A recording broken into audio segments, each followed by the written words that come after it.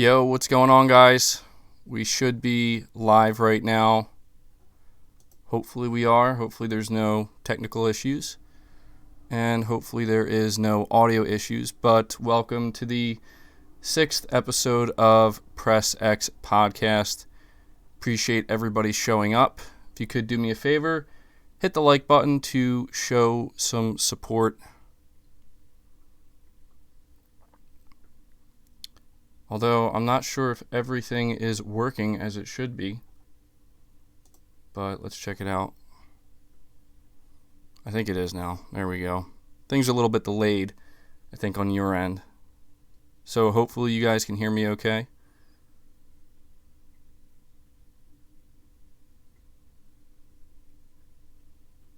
All right. We have some pretty good topics to go over today. I really want to talk about Xbox a lot because obviously they had some pretty big reveals this week, and I think there's more to be said. More specifically, I want to talk about the announcement of Smart Delivery, which is something that I didn't actually talk about in any dedicated video, but I think it's going to play a pretty major role in next generation in general, but more specifically, it really just makes you ask, what is Sony going to do? Because Microsoft could potentially, and I have to really highlight the word potentially, be putting them in a very interesting position. But we have some other things we're going to be talking about as well. We're not just going to be talking T-flops and the power of the Xbox Series X, but we have some other things we're going to be talking about as well. I want to talk a little bit about Resident Evil 3 Remake because there are some interesting details that have come out about that, and I just want to talk about my general excitement for it. I want to talk about Horizon Zero Dawn going to PC and how apparently there was a listing on Amazon France for this, and it was immediately taken down, and I actually did a poll on my channel kind of asking people, since, this is a PlayStation-centric channel, there's a lot of PlayStation fans who watch it. How are they feeling about it? Is this a big mistake on Sony's part, or do they not care, or are people actually happy about it? So I want to talk about that. I think it's going to be a pretty good show. We'll see how long it goes. But before I really dive into any of the topics, I do want to take a second to shout out all of my supporters here. Those of you who have joined the channel to become a member, this is something you can do if you want to support me directly. And there are some individuals who have chosen to do this, and so I want to give them a shout out here at the beginning of the podcast. We have Devil Child 63, Junior Jackson, Jen, Tom1XD, Vera Dusk, Texas Juggalo 1, Ron Pugsley, Crimson X25, Enrico Kitching, Mr. Hamster, Dieter Roos, and David Gaines. I just want to thank you guys for choosing to support the channel and the content here directly. It is greatly appreciated. Again, this is something that anybody can do to support me directly here in the content that I create if you so desire. But moving on from that, the first topic I want to dive into, probably the biggest news we've gotten all week, has to do with Microsoft talking more about the Xbox Series X. And they didn't reveal every single spec, but what they did reveal, as we talked about, is the 12 teraflop in RDNA 2 architecture, which is very significant. And the reason why I titled this podcast the way I did, saying that they shocked gamers, is because I genuinely think that is what they did. I have been following this conversation. I've been following the way people have reacted to the announcement of just how powerful and how cutting edge Microsoft's console is going to be. And I can tell you right now that gamers are very excited.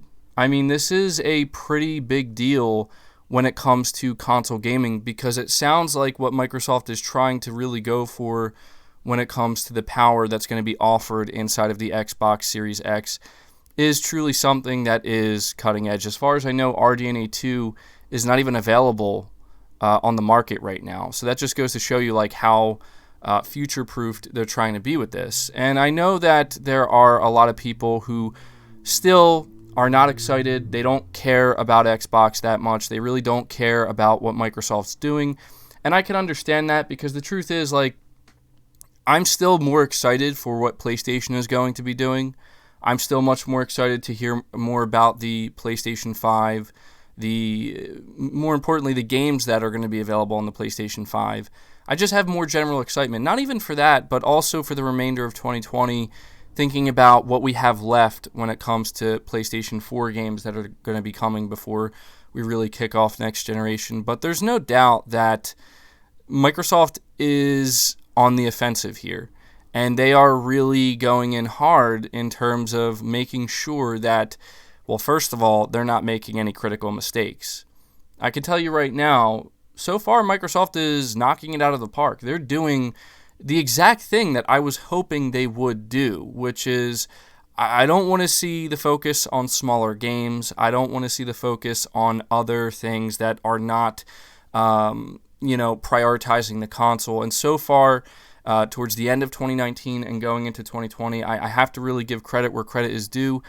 I think that they've really kicked it off in a big way, and it does give me a lot more confidence that going into 2021 and beyond, that Microsoft may actually start putting much more emphasis on the console than I would have thought. And the reason why I think this is such a good thing is because for those of you who've been following me for a little while, you know that my big thing in general is not that I just want to hate on Xbox or just get into arguments with Xbox fanboys or anything like that. I have been extremely hard on Xbox all throughout 2019, but I feel as though it was pretty deserving. But I think this is a good thing in general, because what I would like to see more than anything is Sony and Microsoft have successful consoles, because that's what I care about most. I care about the console market. I care about console gaming. And so for me, the thing that would be ideal is seeing both companies have something out here that are huge successes, because it just means that the console market would grow. I understand, however, that both Microsoft and Sony, as well as other companies that are now getting involved in gaming, they're going to try to have a wider reach and appeal to a broader demographic of people and gamers, and that's understandable. However, that is the aspect to, when we look to the future of gaming, that is the aspect that frankly does not excite me. To be honest, it does the opposite of excite me, because even though it's like, oh yeah, more people can get involved in gaming, and that's a good thing, right? Well, it depends, because you look at the mobile gaming market, that is a market where, I don't think I could call it an industry, but it almost feels like a separate industry. That's an area, is what I'll say, where you see what happens when they try to appeal to the lowest common denominator.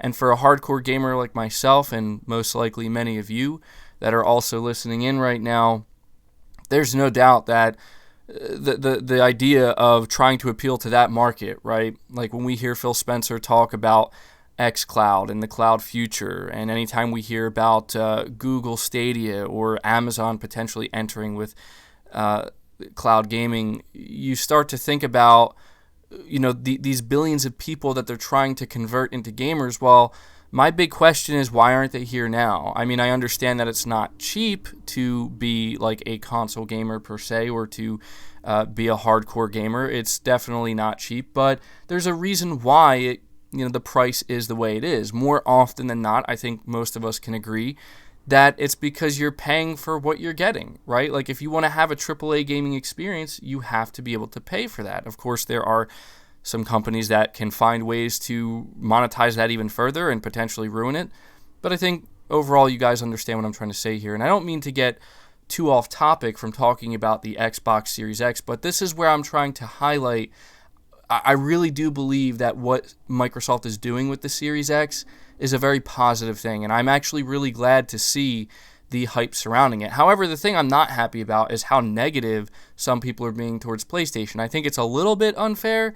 However, I do understand the difference between being negative and feeling a little bit impatient, and we're going to talk about that. I want to acknowledge this super chat from Nitrous Inex. I appreciate that. You say Phil sees Sony as collabs more than competition.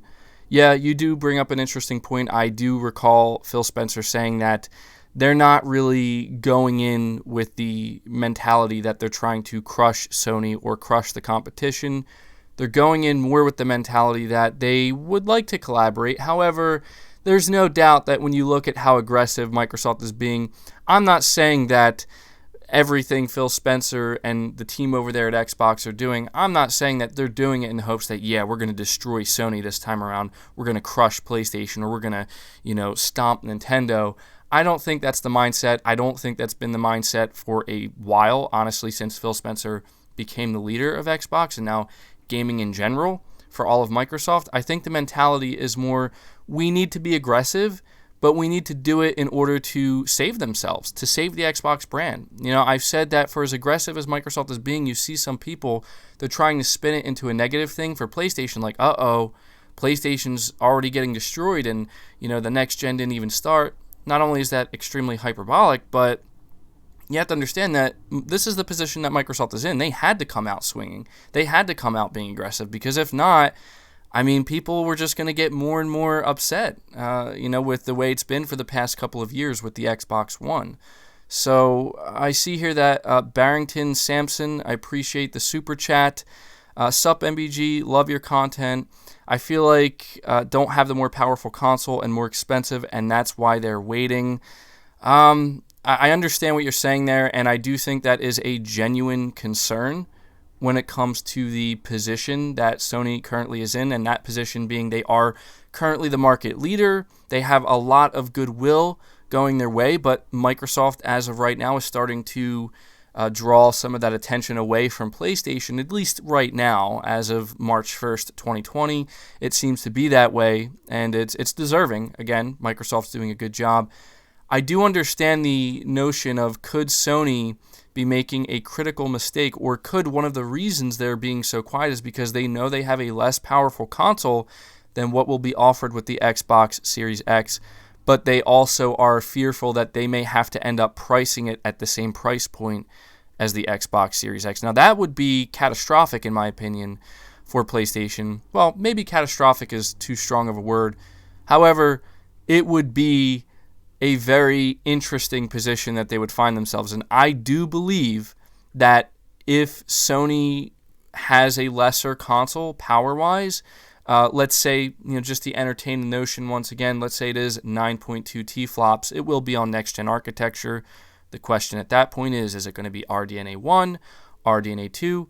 To be completely honest, I'm not exactly sure what the main difference between RDNA 1 and RDNA 2 will be. I just know that RDNA 2 will be cutting edge. So I assume it will be, there will be differences. How noticeable they'll be, I can't answer that. But the idea that Sony has potentially a 9.2 teraflop console compared to a 12 T-flop console, let's just say the PS5 does end up being an RDNA 1, I'll tell you right now, there's absolutely no way that these consoles can be the same price. Because even though, and this is where the conversation, in my opinion, does get particularly interesting, is there are sources claiming that these consoles are very similar to one another, but that may not necessarily be in overall T-flop count. So even though the T-flop count may be, you think about 9 versus 12, right? Generally speaking, yeah, that's a difference, right? That's a 3 T-flop difference. But the difference may be in other areas. For example, like we've been hearing really good things about the PlayStation 5's SSD, how cutting edge it is, to where Microsoft's GPU may be beefier than or have more compute units than what the PlayStation 5 is going to offer. And this is where it's going to come down to, I believe, what people consider more important next generation, because having just more raw GPU power will obviously result in even better looking games, possibly better performing games, but we know that on the CPU side of things, they're pretty much going to be identical based off of what we know. You could see a situation where maybe Sony does get their slight performance edge because their SSD is just so cutting edge. It can do things that simply the Xbox Series X can't, vice versa with the Xbox Series X GPU-wise. So that is like really the only time I could see Sony pricing it. Like, I guess what I'm trying to say here is I could see a situation when it comes to pure T-flop count, there is a pretty significant difference, maybe 9 versus 12. But in other areas, possibly like RAM or, as I said, the SSD, this is where you could maybe see, Sony having a slight edge compared to what Microsoft may be offering. And in that case, you have to imagine that, there will be potentially, a situation where we see these consoles hitting the same price point. However, one thing we do need to take note of is Sony did say that they are not currently talking about the price because they don't want to get ahead of themselves. They kind of want to wait and see how this is all going to play out. And what part of that means waiting to see what Microsoft is going to do. We have Thunder Girl, super chat of $10. I really appreciate that. Thank you. Shout out to you for that. I appreciate the support. And so, before I get too far away from the initial topic here of what I was trying to convey is that I think Sony, to be honest, and I'm not saying this as a fanboy, I just really believe this to be the case. I think Sony currently, them being the market leader, them generating so much goodwill throughout the entirety of this generation, and more importantly, knowing some of the sequels they're going to have to offer presumably exclusively on the PlayStation 5 with the upcoming generation, I think they are in a very good position where I think it will be okay if they don't have the most powerful console, but what they're going to have to focus on is making sure the conversation doesn't get too far away from them. Because as you see gamers being shocked right now with what Microsoft revealed with the Xbox Series X and just how powerful it's going to be, we don't want to see the opposite effect happen with Sony where they reveal it's going to be 9.2 T-flops, and to a lot of people immediately it just seems really underwhelming. They're going to have to be very strategic in the way they talk about this console, and most importantly, they're going to have to find a way to shift the conversation if the PS5 is less powerful T-flop wise, to ensure that the conversation is not just focused around pure T-flops, because that's not what it's all going to come down to. So we have Barrington Sampson once again. You're correct. You said my mistake. I meant it will be. And so, okay. So if we go back, you say, sup MVG, love your content. I feel like we don't have the more powerful console, and it'll be. You think it. I'm assuming you're saying it will be the more powerful console and more expensive, or you feel like they don't. I think I'm getting a little bit confused, but I think overall, maybe I understand what you're saying. But either way, regardless of what you meant, it does create an interesting conversation, because the truth is, none of us really know exactly what's going to happen. And we know what's happening with Microsoft, but Sony is being so ambiguous right now, man. It's why I sound so redundant. I don't mean to sound so repetitive and redundant, but it's just, we're so eager for Sony to say something or reveal something more that it's hard not to just constantly speculate, because there's so many different outcomes and scenarios. And one of them is going to end up being true. Which one? Well, that's the big question. We have Chris B here. I appreciate that super chat. You say, what do you think about the rumors of delays? Could next gen be delayed a bit, slide into 2021? Well, it's a tough situation, because I know as much as you guys do, and I can only go based off of the reports we're hearing. And when it comes to both Sony and Microsoft and E3 at this point, we're hearing that the coronavirus is not going to negatively impact, as of right now, those are the key words. As of right now, the projection is that it's not going to negatively impact anything that's going on with Sony's plans with next generation or Microsoft's plans. And considering how vocal Microsoft has been, I don't see a scenario where it gets delayed. So I want to say that there is always the possibility. The likelihood of it happening, however, I think is very, very slim, very, very small. I think we would have to see a significant ramp up in the coronavirus, specifically in China where the manufacturing's happening, but also globally, in order to, for example, if things get worse over the next month, like rapidly worse over the next month or two, and they're not able to contain it the way that we're hoping they will be able to, we could be seeing a very different scenario and a very different situation at that point, which hopefully it won't happen. Not because I want to sound selfish and be like, I don't want to see my next generation consoles delayed, but because that's just a bad thing in general. You know what I'm saying? Like, nobody wants to see a situation where that's happening, because that's bad news for everybody. We have a Vedger here. I appreciate the super chat. You're saying, I hope Naughty Dog will put a screen in The Last of Us 2 to give their condolences to them who have been victims and affected by the ongoing coronavirus outbreak. That's actually an interesting thing you bring up, considering the nature of a game, or the premise of a game like The Last of Us Part 2, where it is based on a virus that pretty much, nearly wipes out humanity. Them releasing a game, with a premise like that at this time, maybe they will have something. It would be nice of them to do that. So we'll have to see about that. I do agree it would be a nice thing for them to do, just to kind of acknowledge that even though this is fictional, there are things like this, maybe not as extreme as that, where it's turning people into clickers. Hopefully not, right? But, we'll see what happens with that. Either way, I'm still just as excited for The Last of Us Part 2. And for those of you, we have 445 people watching right now, which is awesome. I appreciate the support here. Almost 450 now. If you could do me a favor, hit that like button if you haven't already, to not only show your support and help boost the podcast, but it is truly the easiest way for you here to show your support and show that this is the type of content you do enjoy. If you guys had any idea how important likes are, maybe some of you do, how important they are here on YouTube with the algorithm, they're absolutely critical. That's why you hear people always ask for them. And I don't mean to sound like I'm begging, but I just figured it's best I let you guys know.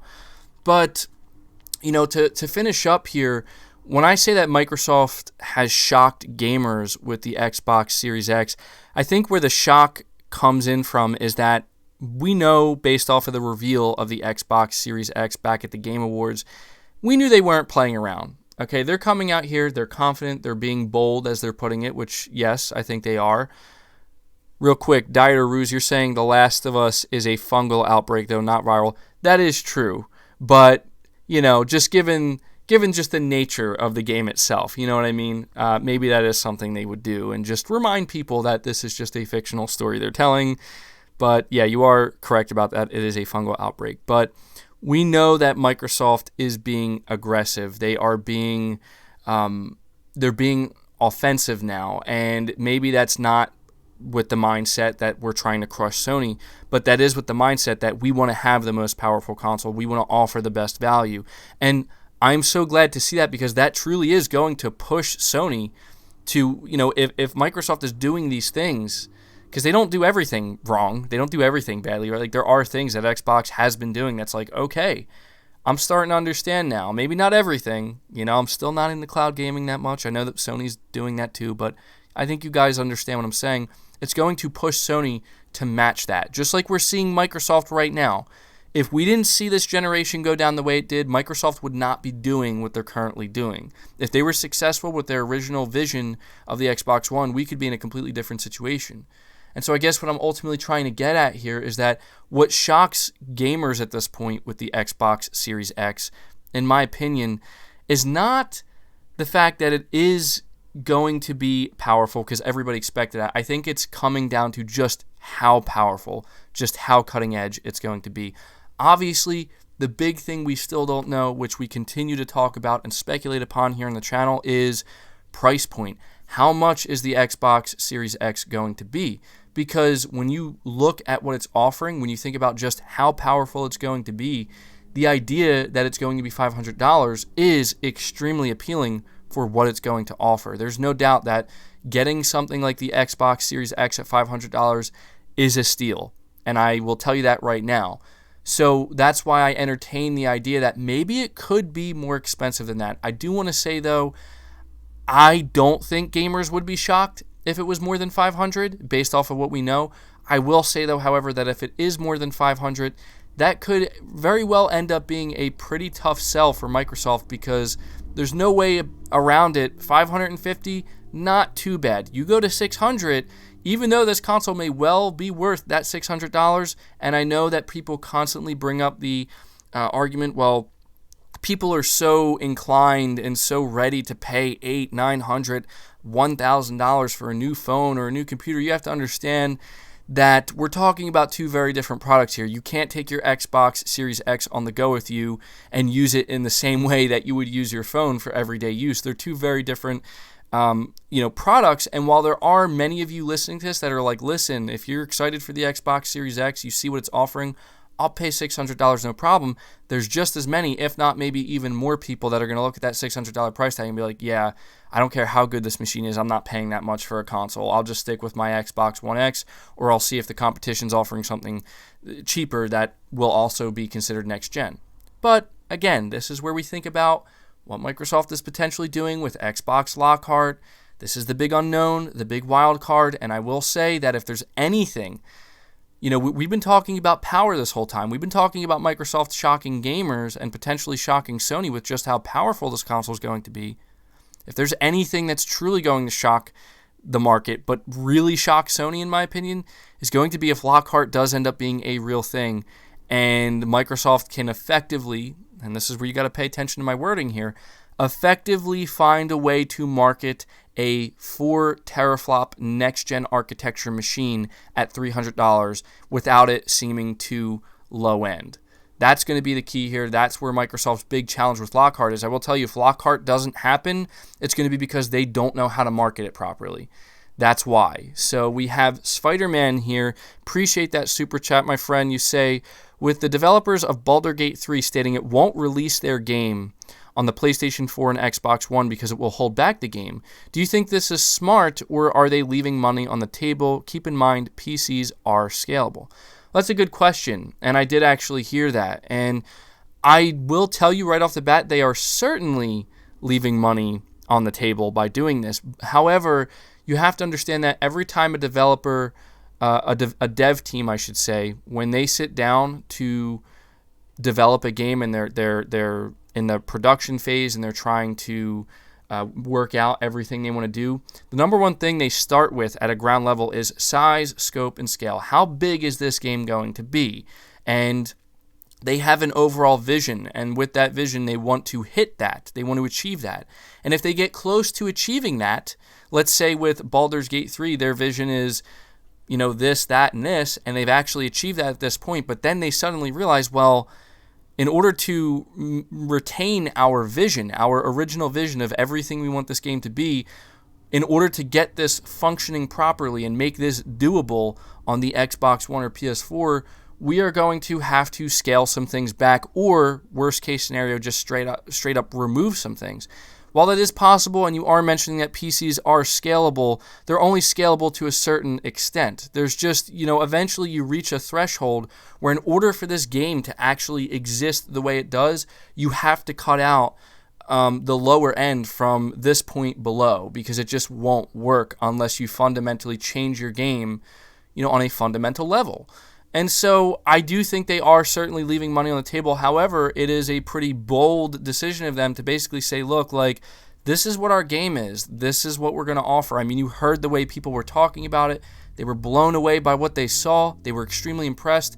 And there's no doubt in my mind that in order for that to continue to be a reality, if they want to bring it to console, they're going to have to make the sacrifice of, we can't put this game on last-gen hardware. Because, John Linneman at Digital Foundry, he'll tell you that there's just some things that if you want to make your game cross-gen, depending on the size, scope, and scale of your game, you're going to have to rationally bring it down to a level where you're going to, you need to make sure this thing can function at all on a lower machine. So that is a really interesting question, and I think that it's a good segue, somewhat of a good segue into our next topic that I want to talk about. And this has to do with Microsoft announcing smart delivery. Now, this is something that I was planning on making a dedicated video on. I might still do this because I know not everybody's going to watch the podcast, but this is something I definitely wanted to have a discussion about, because what smart delivery is, it's not anything shocking. However, the implications of it for Sony and for the PlayStation 5 in particular are very interesting to kind of look at here, because we have a situation where Microsoft is coming way out ahead and saying, just a heads up, and they are also doing this side by side with CD Projekt Red, saying, look, if you buy an Xbox game, it's going to work on any Xbox console you have, from the Xbox One going all the way, the base model Xbox One going all the way up to the Xbox Series X as long as it's supporting it. Because there is no mandate from Microsoft currently. They're not saying that to all third-party developers, you have to make your game for the base model Xbox One. They're not doing that. They're just saying that if there's 2 versions available, you're going to be entitled to one or the other. So like if you buy the Xbox One version of Cyberpunk 2077, they're out here letting you know, hey, you're going to automatically be entitled to the upgraded version on the Xbox Series X when that's available. But before going any further, I want to acknowledge David. Appreciate that super chat. You're saying Nintendo Switch Master Race, LOL JK. Well, everybody has their preferred platforms, and there's no doubt that the Switch is doing incredibly well, and they are proving that they can kind of march to the beat of their own drum and find their own success. So, yeah, more power to the Switch Master Race, I guess. And then we have T-Max7, also appreciate the super chat. You're saying Sony has sold more consoles than Microsoft this generation. How can they not have the buying power advantage per unit with AMD Next Gen? Well, because you also have to understand that Microsoft, they are PC, right? Like they're PC with Windows. And so the idea that they would have a stronger partnership with AMD, kind of understandable, but you also have to understand it really depends on Sony as well. Like, was Sony really trying to have that strong of a relationship with AMD? Do they have a stronger relationship with AMD than or partnership, I should say, than we realize? It's hard to say. I mean, this is where you talk about corporate espionage and these companies doing things behind the other company's back that before you know it, maybe Sony was like, oh, we're pretty confident we're going to have, if not the most powerful console, we'll have a console that's on the same level. And they very well might. But then you have a situation where you see Microsoft come out and they're like, yeah, we've been working with AMD. We're getting 12 T-flops RDNA 2 here. It's no joke. And then suddenly Sony might be like, wait, RDNA 2? What is that? Wait. And I'm not saying that's the situation currently. It is kind of like funny to imagine it going down that way. But again, we have to acknowledge Sony has said, look, one of the reasons we're not talking price, we're looking at our competition. So I don't have an immediate answer for that. Even though they are the market leader, sometimes that's not always the ultimate determining factor in every scenario. You also have to, understand here that Sony may have opted out of trying to have the most powerful console because they want to keep price in mind. But then we're hearing reports from Bloomberg it's going to be $450. So $450 is in, that's how much it costs for the components to put together the PS5. So the truth is, I don't have exact answers for these questions, but I will say that the situation is unfolding in a very interesting way. But again, I appreciate the super chats. Getting back here to smart delivery, I'll tell you right now, I saw the retweet or the tweet quote that CD Projekt Red put out with the announcement of smart delivery. Coinciding with them saying, hey, if you buy, they're trying to set the standard, and they're getting out ahead of everybody in order to do this, because anybody going forward, any publisher, including Sony, who now says that, well, we were planning on selling separate versions of games, a PlayStation 5 version for $60 and a PlayStation 4 version for $60. So if let's just say The Last of Us Part 2, or what, even better, let's stick with The Last of Us Part 2 because I think this one makes more sense. It's releasing far enough away from the PS5 where if Sony wanted to, just like we saw with The Last of Us 1, and I know the number one thing that people are going to mention here as well, MBG, keep in mind, one of the reasons why Sony resold these games on the PS4 from the PS3 as remastered and remade versions or up-res versions is because no backwards compatibility. We know this time around with the PlayStation 5, that's simply not going to be a problem. And so it would make it, let me put it this way, by Sony offering backwards compatibility, which they absolutely had to this time around, with PS4 games on the PS5, they automatically made it more difficult for themselves to attempt to resell games. But that doesn't necessarily mean that they didn't or still don't have the intention of reselling games. And because of how quiet they've been, again, this is where we don't know. What is Sony's plan? Was there a plan this whole time where, sure, if you want to play The Last of Us Part 2 on your PlayStation 5, you can, but you're not going to get the upgraded version. In order to do that, you either A, which this would be the worst case scenario, you have to double dip on that game, pay another $60 that to me is pushing it way too far. A more rationalized version of that is if you want the upgraded version, you buy the PS4 version on May 29th, you play it, PS5 comes out, you buy a PS5, you want to play the upgraded version, you got to pay $10, $20, whatever, $15 to get the upgrades. That is something Sony could do. It is a more rational version. However, it would still not look good on their part because you have their competition, Microsoft, over here saying, you're not paying for anything, at least when it comes to their first-party games, Xbox Game Studios games.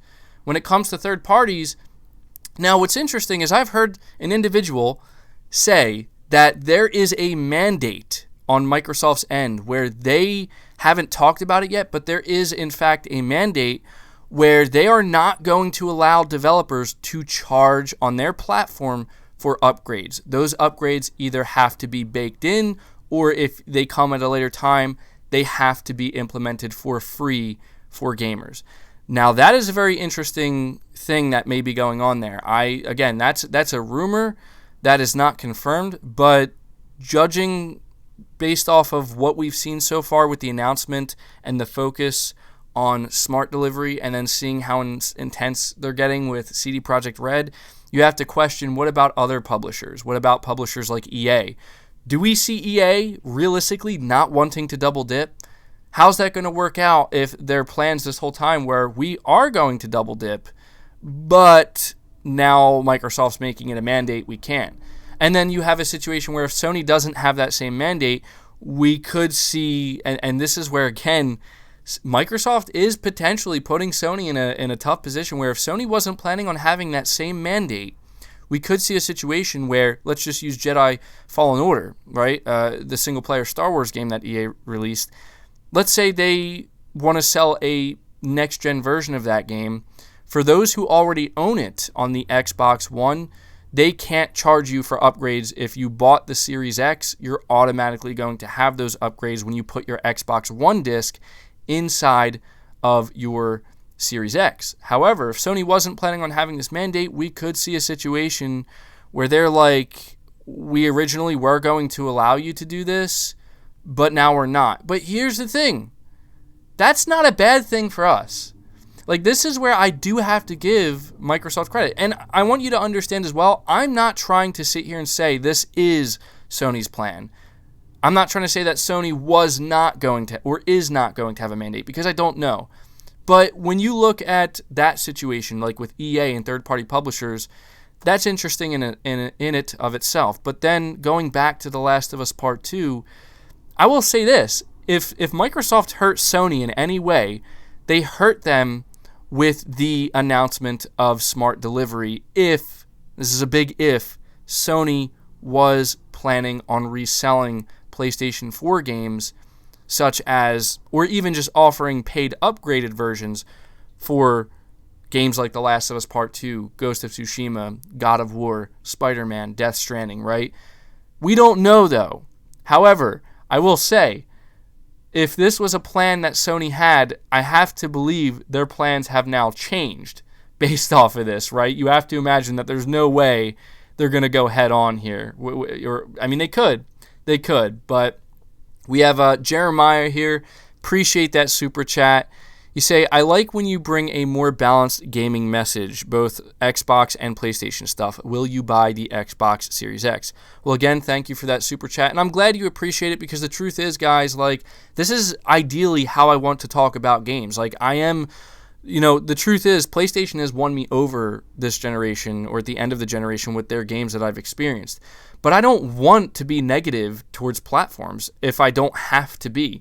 You have to understand, I was so hard on Microsoft in 2019 because I truly felt like I had to be. Like, there was just things I was seeing them do and announce, and I was just so upset. I mean, the truth is, there was probably some residual resentment, honestly, that brewed from me supporting them, having a channel dedicated to Xbox for X amount of years, and just feeling like I'm not getting anything I was hoping for. So naturally, there was going to be a little bit more resentment there. But I'm over it at this point because we are entering a new generation. And with that, I am willing to give Microsoft not only the benefit of the doubt, but it's a clean slate for them to do things completely differently than how they did it last generation. That doesn't mean if they do, and this goes for PlayStation as well, this doesn't mean I'm not going to hold them accountable if they do some stupid stuff, right? Like if Sony comes out and they're like, you're going to have to pay $60 to double, you're going to have to double dip on The Last of Us Part 2 for $60. If they announce something like that while Microsoft is over here announcing something like smart delivery, yeah, we're going to have some issues because that's just not cool. I don't think it's going to happen, but I will hold them to it. Just like if Microsoft starts doing some weird stuff, and tripping up here, I'm going to hold them to that as well. As for me getting the Xbox Series X, as of right now, it's up in the air because ideally I would like to have both. I just don't know that I can have both at launch for understandable reasons, right? Like they're going to be expensive consoles, but it really depends on day one offerings, to be completely honest. There's no doubt that Microsoft is going to have games. They already have a game with Hellblade 2 that I am interested in, but it's going to come down to at that time. I mean, listen, I'm going to buy a PS5 day one. There's no way around that. The question then becomes, when do I plan to get the Xbox Series X? And that's probably going to happen when there's really a game there day one, because frankly, Halo Infinite is not that game for me. But we know if Hellblade 2 comes out mid-2021, the end of 2021, I'll be there alongside any other games. So appreciate that super chat. We have Judah Zook, hopefully I'm saying that right. Also appreciate the super chat from your end here. You say, if Microsoft on purpose hurts a developer's bottom line, why would that developer even release the game on Xbox, a much smaller platform? You do bring up a very good question there, because that is where, when you talk about money being left on the table, that is a situation where I'll tell you, like, there will be some developers that are like, we want it to sell, we want it to make people double dip. And again, like that right there, what you bring up is the one thing that makes me question, would Microsoft actually attempt to mandate this? What I believe is that Microsoft is banking alongside CD Projekt Red, getting the support from them. They're banking on, if they announce this, they announce it is a mandate. They're going to make it public, obviously, for all gamers to know. And what you're going to see is a situation where all the gamers are cheering, like, yes, thank you, Microsoft, thank you, Xbox. And then at that point going forward, they just put every single developer or publisher who is planning on doing this in a corner where, if you were planning on doing this, now you're going to look really bad. Now you're going to have all these gamers that are really happy, and then you're basically putting on the bad guy mask, saying, I'm the bad guy now, right? And no publisher wants to be that. However, it's going to be incredibly interesting if that mandate is a real thing, to see how many developers say, you know what, forget it, we're doing it anyway. And it's going to be interesting to see just how much pushback there is, because if there isn't a lot of pushback, then you might see a domino effect where at first these publishers were like, oh, this is how we got to do this, because we don't want the angry mob mentality pointed towards us. But then if you see a domino effect where you see maybe EA is the first one to do it, maybe Sony is, ballsy enough to do it themselves, and then suddenly it's like, well, gamers are mad, but they're still buying these games by the millions. All right, then you see a domino effect. I don't think that's ideal. Here's my big thing, though, to talk about smart delivery. My big thing is I really want to know, like, how next gen is going to be set up this way, because I'm all for not having to double dip. However, I also want to make sure that if I at any point I do want to buy a PS5 version of a game, like I know it sounds maybe dumb to some people, but I'm a physical collector. I like my physical games. And I'm sure the answer to this question is yes, but my question is, will there also be separate PlayStation 5 versions? You have to imagine the answer to that question is yes, and what this is ultimately going to come down to is those who have already purchased it. If you own a PS4 digital copy or a PS4 physical copy, you're automatically entitled to the upgrades. But then you're going to have weirdos like me and others, most likely, maybe even some of you listening to this, they're like, well, I really wanted to have that PlayStation 5 Last of Us 2 game case, so I'm going to double dip, right? Like, that's the situation I see unfolding. I don't see Sony being ballsy enough, honestly. I mean, they could, but I don't see them putting themselves in that position, because this is where smart delivery, I don't think everybody is aware of just how big of a deal this is for for Sony and for Microsoft announcing this and getting CD Projekt Red on their side. What about GTA 5, right? Like, we don't know when Rockstar is going to announce their next game. We don't know when GTA 6 is going to be announced. I have to imagine it's not going to be anytime soon. But we do know that they're going to want to encourage people to either A, buy GTA 5 if you haven't already done that, which everybody already has. So then the next thing is, well, how, you have to think about Take-Two Interactive and Rockstar. They're going to think, well, how do we get people to continue buying this game and playing the multiplayer? Well, first of all, you're going to be able to play it through backwards compatibility. But, do we, just think about this. Do we really not see Take-Two Interactive and Rockstar not re-releasing GTA 5 with Series X and PS5 enhancements? Do we really see them not doing that? Maybe they won't. What about Red Dead Redemption 2? Will they do it for that? This is where it puts all publishers and developers in a very interesting position where we simply don't know how this is all going to go down. What we do know is that Microsoft has put their foot down. They drew the line in the sand, and they said, this is what we are doing. And then you have a massive developer. In fact, I think CD Projekt Red has so much reach. Their quoted retweet got way more likes and way more retweets than what we saw from the official Xbox account announcing Smart Delivery. So when you have a massive publisher like that standing, side by side with you, making this stand, it's creating a very interesting situation within gaming right now where there could very well be a divide between publishers and developers. And I just hope that, developers and publishers make the smart decision. They make the right call. At the very least, even though it may financially not be the best call for you and you are going to have to leave money on the table, you will be getting something that is, in the long run, in the long term, more valuable than money, or at least a short-term profit, that being goodwill. And goodwill goes a very long way when it comes to the gaming industry and making sure gamers are on your side. You give them a fair price, you give them a fair deal, and gamers will be happy. So yeah, I really had to take some time to talk about the smart delivery thing because we're already seeing this with the PlayStation 4 Pro and the Xbox One X, where games are just automatically enhanced. There isn't a Xbox One X version of a game you can go out and buy, right? There isn't a PlayStation 4 Pro version of a game you can just go out there and buy. When you buy a PS4 game or an Xbox One game, it's automatically there. So I have to imagine, with that in mind, both Sony and Microsoft will be doing the same thing, and Sony will follow suit with what Microsoft has announced here. If not, that's going to be an interesting conversation, and that's going to be a completely different situation. So, yeah. Before going any further to the next topic here, I want to ask, we have 538 people watching, 540 now. It's fluctuating, but that is awesome. I really appreciate every one of you being here. Be sure to hit the like button. As I always say, it really helps out the videos, and it helps out the podcast as well. If you enjoyed the podcast, if you want to see me continue doing it on a week-to-week basis, be sure to show your support. And I appreciate all the super chats I've been getting here, but the easiest way for you to show your support, just hit that like button.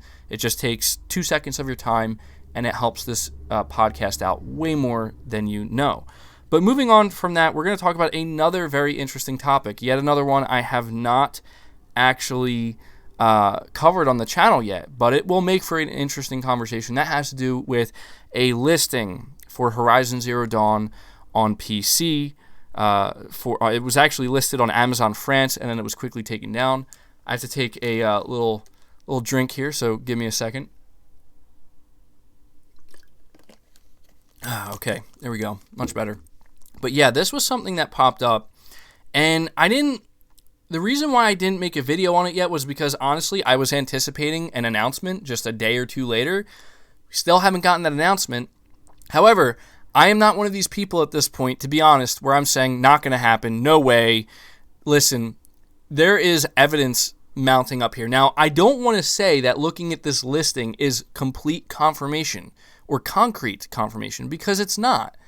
It's not. But at the same time, there is more than enough evidence that this is going to happen. Now, before I give my thoughts on this, what I want to do is talk about this poll that I actually put out it was actually 3 days ago at this point, and I'm assuming most of you voted on it. And the poll, I asked the question, Horizon Zero Dawn is announced for PC tomorrow. How do you feel? And the three options I gave to vote were, hey, that's great news, I honestly don't care, or Sony is making a mistake. And the results were actually very interesting considering how PlayStation-centric this channel is, and I know that most of my viewers here are very much hardcore PlayStation fans. And there was 11,000 total votes. So for the first option, hey, that's great news, 29%, almost 30% voted for that. So 29%. For those who voted for honestly, I don't care, this is where this got the most votes at 50%. So 50% of the 11,000 people who voted here said they don't care. And then we have Sony is making a mistake, where 21% of people voted for that. Now, I'm not going to lie to you. I expected that number, 21%, to be way higher than that. But we also have to understand that there was only 11,000 votes here. Now, I have about, I think, 47,000 subscribers, so it would be much more interesting to see if 47,000 people voted on it, what it would look like. It would be even more interesting if we could get an even wider, kind of like picking at people and figuring out, like, when it comes to the gaming industry as a whole, when it comes to just the 108 million people who have PS4s, if we could just get them to vote on it, that would be interesting. We have here, though, Barrington Sampson once again. Can appreciate the continued super chats here. Say, judging by the super chat, people love the podcast. Yeah, I mean, I really, guys, you don't understand how much I appreciate not only the super chats, but you just being here, showing up to the podcast, showing it support. It's not an easy thing to try to do daily content and also do a podcast. I want to make sure that I can find a good balance between making sure that neither of them are getting overly redundant, and sometimes it's a really difficult balance to strike. But for everybody who's here, for everybody who does donate, it really does mean a lot, and especially those of you who have joined the channel to become members, that doesn't go unnoticed as well. And so thank you. I hope you guys are enjoying the podcast. I do enjoy doing it. I just always try to make sure there are interesting topics to talk about here. But getting back to this, those are some interesting results. But we also have JD Gamer here. Appreciate that super chat. You're saying getting both consoles with the Xbox Series X likely being the more powerful console and play anywhere. It will be better for my PC gaming, so my PS5 is for exclusives. And that's understandable, right? Like, we know that that's where there is a divide between Sony and Microsoft, where Microsoft is like, we don't care about console exclusives anymore in the traditional sense where you have to buy the console to play it. They just want people to buy their games, and the only thing they're not doing as of right now is putting all of their games in the competition. We saw them experiment with the Switch. I don't think Sony would even allow that if they tried to do it. But, I mean, for everybody, it's up to each individual to decide what's most important for them. If what you hear about the Xbox Series X impresses you, and you're like, I need that day one, and that's where you're going to play the majority of your games, more power to you. That's the great thing about having options.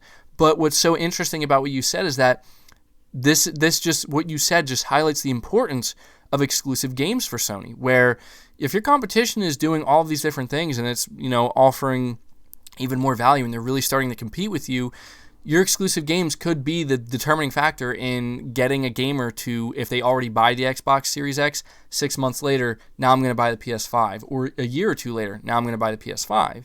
So, very interesting. I can tell you right now, you are not the only one with that mentality. There's actually a lot of people with that mentality, and I guess we're going to see going into next gen, just how big of a difference there's going to be between Sony's approach and, Microsoft's approach. And it feeds into the conversation we're having here, where Horizon Zero Dawn potentially going to PC. How is Sony going to handle that if this does actually turn out to be true, which I think it is? What precedent is this going to set up? Most importantly for Sony, how is it going to affect console sales? But then the question becomes, how much does Sony still care about console sales?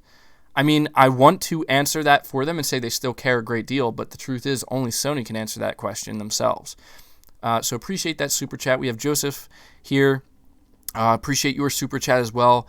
You're saying, Joseph Levi reporting, you are the best. Well, I'm glad you're here. I'm glad you're reporting in, and I don't want to say I'm the best, but if you want to think I'm the best, hey, that's great. I anybody who enjoys what I do here, I really appreciate that, and you guys continue to show your support, and we're growing the channel. We're on our way here, and I've been saying for quite some time that 2020 is going to be an amazing year for gaming in general. And so far, it's turning out to look like that is the case because we have some amazing games coming out with the PlayStation 4 before the end of the year. We see Xbox is getting their stuff together, really coming out here, impressing gamers. And we know that we have a lot more information coming and a lot more to be excited about with the PlayStation 5 and the Xbox Series X as well. So appreciate that super chat, Joseph. And I'm glad you're reporting in there. So I looked at some of the comments on this poll that I was just discussing about Horizon Zero Dawn going to PC. And I'm just going to read a few of the comments here that are some of the most upvoted.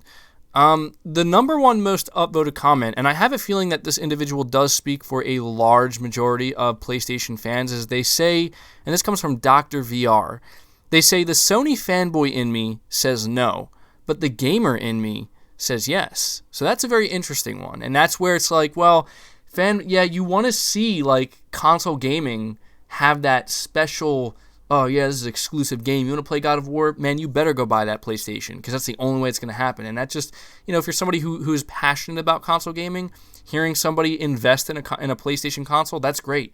That's growth. That means console gaming is going to continue to get the support you feel it deserves. But the gamer in you really does understand that, man, this is such a good game. You wouldn't necessarily be opposed to more people having a means to play it and access it, right? So we have Josh here.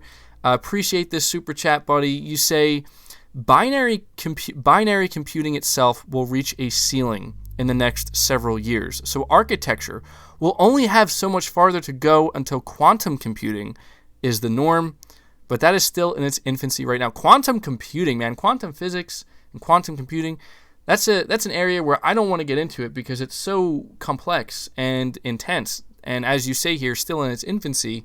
But you are, I think, correct here where the law of diminishing returns dictates that at some point that we will hit the ceiling. And you say it's going to happen in the next several years when it comes to architecture. Maybe you're right on that. I don't have enough knowledge currently to be able to speak to that definitively, saying it goes one way or the other. But it is a very interesting prospect, and it will be interesting to see over the next 5 to 10 years, maybe even 15 to 20 years, how these things pan out, because there's no doubt that, we're seeing the law of diminishing returns to a certain extent already with this next generation. However, that does not mean it's not going to be a next generation leap. But at the same time, it will not be it will not be the same leap forward that we saw from the PS1 to the PS2. It just can't happen that way anymore. So very interesting point you bring up there. And again, I appreciate your super chat, Josh. But getting back here to some of the comments that people have left here. And I do want to say, I know I'm not acknowledging everybody in the chat right now. I see a lot of you guys saying you appreciate my content and saying good things. I do notice it. I just can't read it all out right now while trying to maintain, a steady flow with the topic here. But I just want to let you know I do see this and I do appreciate it. Not, your messages are not going unnoticed here. I am seeing them and reading them in my head and acknowledging it. So getting back here to the comments that people are leaving, the second top comment on this poll comes from The Glorious Era, and they say, I care and don't. I wish exclusives just stayed on their exclusive console, but then the gamer side is all that's dope. Or I guess he's saying all of that is dope, or that's dope, whatever. Basically saying that the same thing the first person said here, where it's like you're torn, right? Like you don't want to see that things change, and change is always scary, especially for somebody who's invested hundreds and thousands of dollars and you have this passion for this platform. Change is scary, just like it was with Xbox. But as of right now, look, I've always told you my biggest concern, and you can go back, I think you can, I think this content's still up, but I made content years ago, back when Microsoft first announced that they were putting their exclusive games on PC, where I said, look, I don't care that they're putting their games on PC. What I care about is the precedent that this is potentially going to set up for the future of console gaming. I was afraid that this is going to potentially destroy console gaming. It's going to destroy and kill off sales, and because of that, developers are going to have less incentive to make their games as big and amazing as they should be to convince people to buy these consoles. And that may still be true to an extent. But I will say that Microsoft doing what they're doing power-wise, spec-wise with the Xbox Series X, while also knowing that they will be putting their games on other platforms, that's one part of my fear that is calmed down a little bit. Seeing the excitement that is generated with the Series X and how far of a cry it is from what the Xbox One ended up being, that does calm my fear somewhat that, okay, maybe this isn't such a bad thing after all. But the big question then becomes, we have to see how well the Xbox Series X is going to sell, because we know that the Xbox One has not sold very well. It's continuing to not sell very well, but we don't know exactly why. It could very well be because things are just slowing down in preparation for the next generation. So I'm going to be paying close attention to how well the Xbox Series X sells, and we're also going to be paying very close attention to developers, and more specifically, one of my biggest fears about Game Pass and Microsoft putting their games on PC was, I'm afraid they're not going to make big AAA games anymore. I'm afraid they're not going to make these single-player AAA games. This E3, that's what I'm going to be looking for. I'm going to be looking closely at the games that Microsoft announces, because they're going to either be going big or they're going to be going home. And I have a feeling they're going to be going big. And so I've always said this. I am up to Microsoft proving me wrong. In fact, I would like them to prove me wrong. And there's a chance they will prove me wrong. And maybe they'll even prove Sony wrong. I think Sony's in the same exact boat that I am, where like, yeah, we'd love to make more money. We'd love to make more money putting our games on PC, but we don't know how this is going to possibly affect our console market. So they're playing it much more carefully, if they're playing it at all. And I think they have the same exact mindset where they're letting Microsoft go out there and figure this out for them. So we have True Witty here. Appreciate that super chat, buddy. You say, I love your channel. Keep it up. I don't like Horizon Zero Dawn. I don't like Horizon Zero Dawn I like console exclusives and games going to PC. Game Pass is a reason I don't buy Xbox exclusives.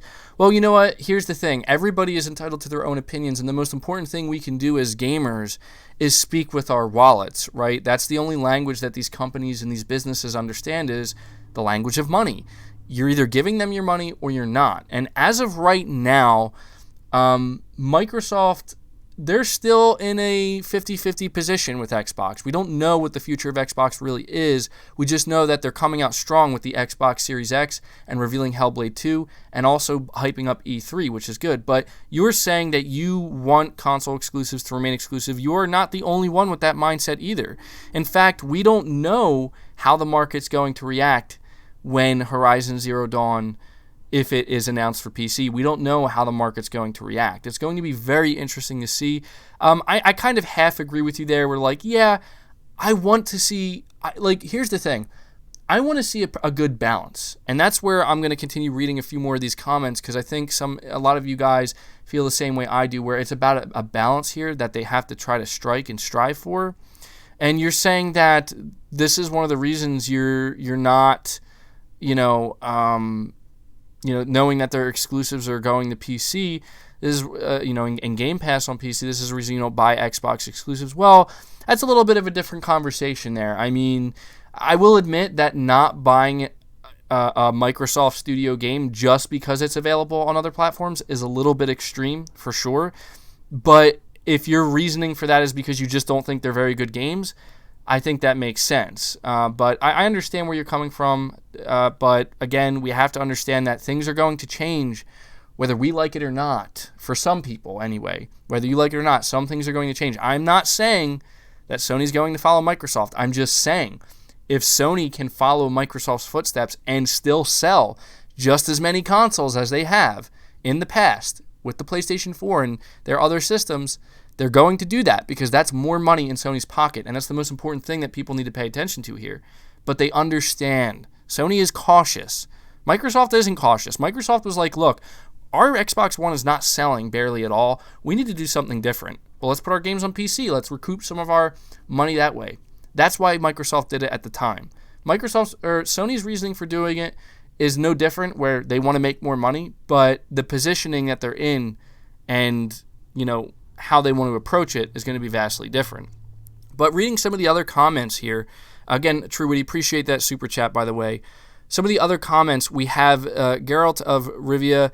says, as long as exclusives release to PC only and at the end of the generation, I am fine. More money for PlayStation 5 exclusives. Then we have Ethan Davo says, I don't really care. I can still enjoy it on PS4, so I'm not fussed if PC gets it years later. Then we have Red Hood saying, nothing wrong with Sony releasing an old game to PC, just make a few more millions, which will be put to good use with more exclusives for the PS5. So before going over that, we have Adrian here saying, MBG, 3 months left till we can play the game of the year. And yes, if you think I'm not thinking about The Last of Us every day, you're wrong. I am thinking about The Last of Us Part 2 every day. In fact, I would love to create more content on it, but I don't want to spam it, and I don't want to become too redundant with things I've already talked about. But I'm sitting here each day, just like the PlayStation 5, waiting for some more news, waiting for some more information about The Last of Us Part 2. And I'll tell you guys, when that game's out, I'm excited for other games too. Like, I'm excited for Ghost of Tsushima. I'm considering Nioh 2. I've seen some gameplay of Nioh 2. I'm sure you saw it during the stream. I'm actually frightened with how difficult that game is. I'm not gonna lie to you. Like, I watched some of that and I'm like, oh, this isn't just hard. Like, this is insanely difficult. This is like I had to get my mindset to a different level to play a game like Nioh 2. Final Fantasy VII Remake's coming out. I think most of you know how I feel about that. I'm 50-50 with it. I understand the hype around it. I've never played a Final Fantasy game in my life, but because I understand the hype around it, I am considering doing it for not only myself, just to experience something different, but also just to be able to talk about, like, okay, guys, this is my first ever experience with Final Fantasy. This is what it is, but I'll tell you right now, man. Adrian, Last of Us Part 2, it's on another level. It is absolutely on another level for me, and it's, yeah. Just wait till we see the marketing of that game ramp up. Wait till you see how much I start talking about it, and I think you guys are going to enjoy it. I have some big plans with The Last of Us Part 2. I think it's going to be a good time. We have Corey here. I appreciate that super chat. You say, Nioh got me into difficult games. I'm playing it right now. Wow, a ninja game that has so much to learn, ninja weapons and all. Are you going to get Nioh 2? I'm so excited. Well, as I said, like, I started watching gameplay of Nioh 2, and I am a big fan of, I'm a big fan of Dark Souls. I completed all the Dark Souls games. I love them. Some of my favorite games of all time. I did complete Bloodborne as well. I did not play Sekiro because it did seem like a little bit of a, more of like that. It's difficult in the sense that you need to absolutely master the mechanics. But I'm kind of up in the air with Nioh 2 right now, if I'm being honest. Like, Nioh 2, it's coming out so soon, and there's other games I want to play. I want to play the Division expansion. I did Platinum the Division 2. I'll probably have some gameplay of that on next week's podcast. I also saw that, a Doom is coming out as well, and I forgot about that. I want to play that possibly. And Nioh 2 is kind of in the middle of that, and I'm like, the thing about Nioh 2 is it looks so difficult and so time-consuming in the sense that you need to master that game to complete it, that I'm like, I'm going to say yes. I'm just going to say just don't be surprised if it comes at a later time. Like, I may not play it at launch, but I do want to play it. So we'll see about that. I appreciate you asking about that because it has been on my mind. And hopefully that answers your question. We have JD Gamer here. Appreciate your super chat as well, buddy. You say Xbox One will top 50 million sales, greater than SNES, Genesis, and N64, and it is very profitable for Microsoft, something that previous gens weren't, and now has 15 Xbox game studios. Well, yeah, that's a very optimistic outlook where just because their competition, that being the PlayStation 4, is so far ahead of it, doesn't mean the Xbox One is selling poorly. It doesn't mean it's terrible, because you're right, it has passed a bunch of other consoles throughout history.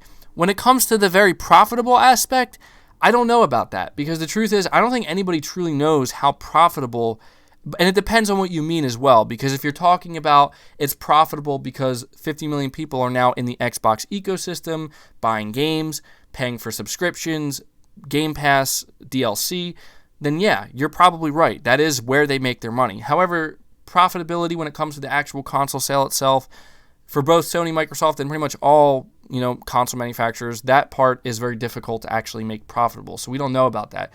But and you're saying that now that they have 15 game studios, they're in a much better position than they ever were. I can agree with that.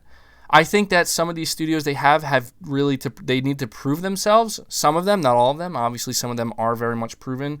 But, the Initiative, Playground Games is a proven studio, but they're not proven outside of racing games. I want to see that. I want to see, Undead Labs. I love the State of Decay series. State of Decay 2 had so much untapped potential. That's why I was disappointed with it. I want to see a AAA State of Decay game. Then I'm going to buy a Series X. Okay, I want to see Microsoft, Xbox, and their studios reach their full potential. Just like we've seen Sony with their studios either reach their full potential or really expand upon their potential this generation.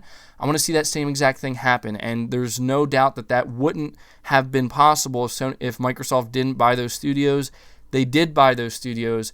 Now it's just a matter of let's see what they have this generation. Let's see how different it's going to be compared to the current generation. So I appreciate your super chat, and I appreciate your optimism. But as we're getting back to what we were discussing about Horizon Zero Dawn going to PC, the past few comments I've read, it seems like people are basically saying that the only time they would really be upset as hardcore PlayStation fans is if Sony followed Microsoft to the T. That meaning that they come out and they say, we're actually going to put all of our games, first-party games, exclusive games, on PC day and date, or even like PlayStation Now day and date. Pretty much exactly what Microsoft currently does. I won't lie to you guys. I would be upset with that as well, because I feel like it's too soon. Listen, I feel like PlayStation needs to have some exclusives, and I don't know.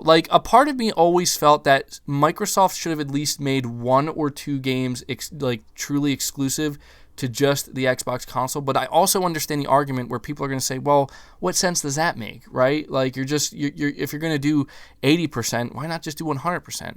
So I kind of understand that, but I think Sony can find an amazing middle ground where if they're going to go through with this, doing what some of these people here in the comments are saying, where, take it slow. Release the games exclusively on your console, and once they've reached their full sales potential and go way beyond their full sales potential, where they're basically making no money anymore, basically very few people a month are buying this game, right?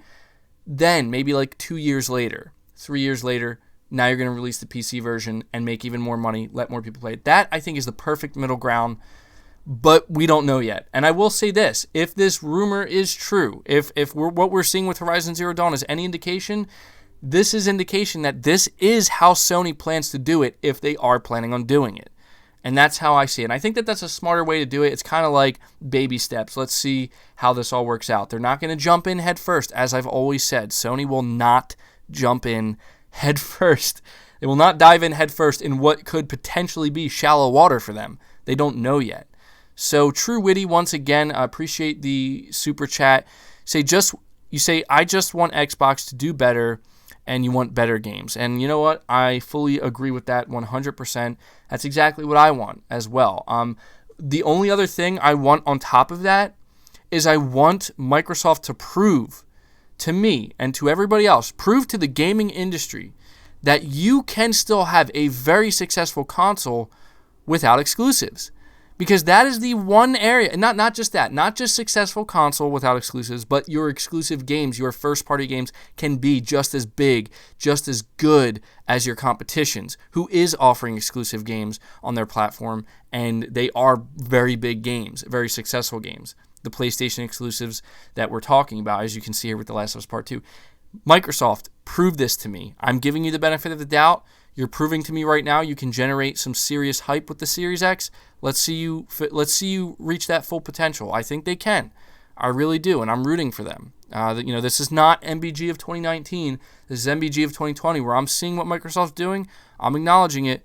Let's go. It's gonna be a really good time. And once again, we have 494 people watching. If you could hit the like button if you haven't already, just takes a second of your time.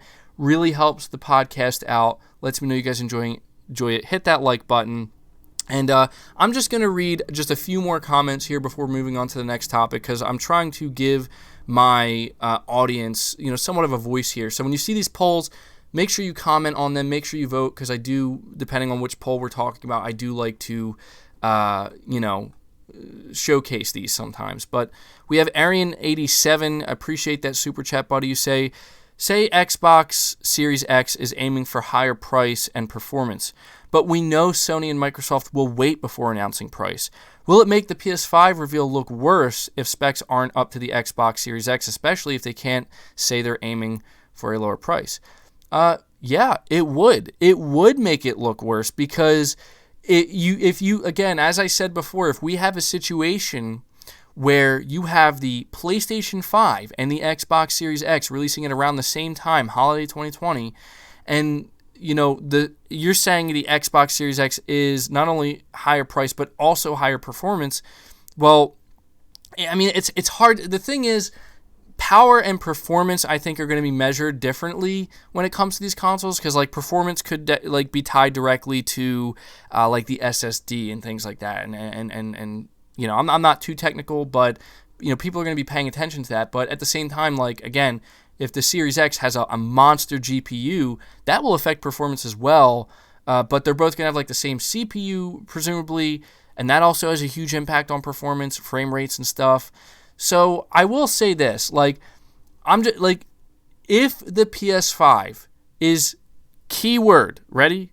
Keyword, most important word, significantly less powerful or performing than the Series X, it will be at Sony's detriment to release it at the same price point if they're both waiting, and it would make the PlayStation 5 look bad. So to answer your question, if the scenario you're pointing out ends up being completely true, then yes, it would be bad for Sony. This is why they have to pay such close attention to the price and make sure that they're not, they're not about to price their console the same as their competition, and their competition is offering much more performance-wise and power-wise. That would be a bad situation. But again, appreciate that super chat. Mr. Hamster, here we go. I appreciate you donating once again. Always a good time when you're around here in the chat. You're one of my biggest supporters, and that does not go unnoticed. You're saying you really hope the virus doesn't affect E3 and the console release. The situation seems to be worse every day here based on the news. Yeah, I have to agree with you. As we've talked about before, the coronavirus outbreak, or COVID-19, I guess is how it's being acknowledged at this point, it does seem like it is getting worse, and I don't know if it's peaked yet. Like, that's the big question. Has it peaked yet? And we're going to know in the coming months, obviously, whether it peaked or not, if it gets better or worse. And I'm in the same boat as you. Like, I don't want to see a situation where the virus has a negative effect on the console releases or E3, because if that happens, not only is that depressing on the gaming side of things, like as gamers, like now we're depressed because all of this bad stuff is happening now that nobody anticipated. It's going to be bad for the gaming market, money-wise, game release-wise. It's going to be, it's already proving to be bad for the economy in general, which is concerning in and of itself. But it's the other side of the coin where if there's something happening on a global scale that's this serious and it's having this much of an impact, I mean, geez, that's just depressing, right? Like, we're not even talking about video games anymore at that point. We're just talking about real-world stuff that's like, why does this have to happen? And you guys know, I like to keep it gaming here on the channel. I don't like to get personal. I don't like to get involved with politics or anything like that. I don't like to talk about real-world news simply because you can get that anywhere else. And my passion lies in gaming. That's what I want to talk about. That's what I want to celebrate and express my enthusiasm here on this channel for. But I agree with you, Mr. Hamster. I really hope that this thing dies down soon and goes away soon, and just isn't a problem for gaming, but for the world in general. So I agree with you there, Mr. Hamster. It's a little bit depressing. We have to acknowledge the reality, but let's try to be optimistic and hope that things start to get better on a day-to-day basis. But getting back here to finish off this topic about Horizon Zero Dawn and exclusivity, there's a few more comments here from people. We have Ben Fogarty saying, as long as Sony keeps exclusives away from PC for at least 3 years, I will own a PlayStation. Otherwise, may as well get a PC. Also, no need for PlayStation Plus. That's another big one there that we haven't talked about yet. This is a weird situation where we still see Microsoft charging for Xbox Live on console, but not PC, and that is, I will say, a huge advantage for playing your Xbox games on PC, but I don't know the reasoning for this, to be completely honest. I guess it's just because the precedent has already been set up where you're seeing a situation where nobody ever paid for that stuff on PC. So Microsoft's like, well, let's not do that. We already set it up on console where people expect to pay for it on console. So I don't know. We'll see. We'll see about that. But that is a big thing too. Is like if Sony were to, let's just say, put all of their games on the PC because Horizon Zero Dawn was a success. It was a successful test. Day and date, and suddenly their console sales start dropping dramatically. If that were to happen, that would hurt PlayStation Plus sales significantly unless they mandated that you need to have PlayStation Plus on PC as well to be able to play their games, which is something they could do as well. But we'll have to, for multiplayer anyway. So we'll have to see about that. I mean, I don't know if Sony's worried about that per se because you don't need PlayStation Plus to play single player games on PS4. Presumably, you won't need it either on PC if that's what happens. But let me read one more comment here. And this was a more optimistic comment. Somebody said, "Glad other gamers can experience this amazing experience." Talking about Horizon Zero Dawn on PC. I'm trying to see if I can find a negative one that actually explains their reasoning for being negative here, because this person says, it's out for almost 3 years. It won't do no harm to the PlayStation brand launching on PC. It actually might hype up the console or hype up people to get a PS5 and play the sequel. Yeah, I will admit, that is a very strategic move on Sony's part if that's what they're planning on doing. If they plan to announce, you know what? Listen, don't be surprised if when Horizon Zero Dawn is announced for PC, it's right after the announcement of the PS5, alongside the announcement of this sequel to Horizon Zero Dawn. Then at the very end, they're like, by the way, guys, you can now play Horizon Zero Dawn, buy it, and play it on PC. So if you're somebody who hasn't experienced this yet because you don't own a PS4, here's why you might want to try this game out. You're going to be able to play it now, and now you might want to really consider looking into getting a PS5 if you weren't considering it at all. That would be, in my opinion, kind of genius. But we'll have to see if that is, in fact, their strategy with this. Somebody says, all I need is Bloodborne and we are good. I agree with that. All I need is Bloodborne as well. We need a Bloodborne 2. Sony, make it happen. It has to happen.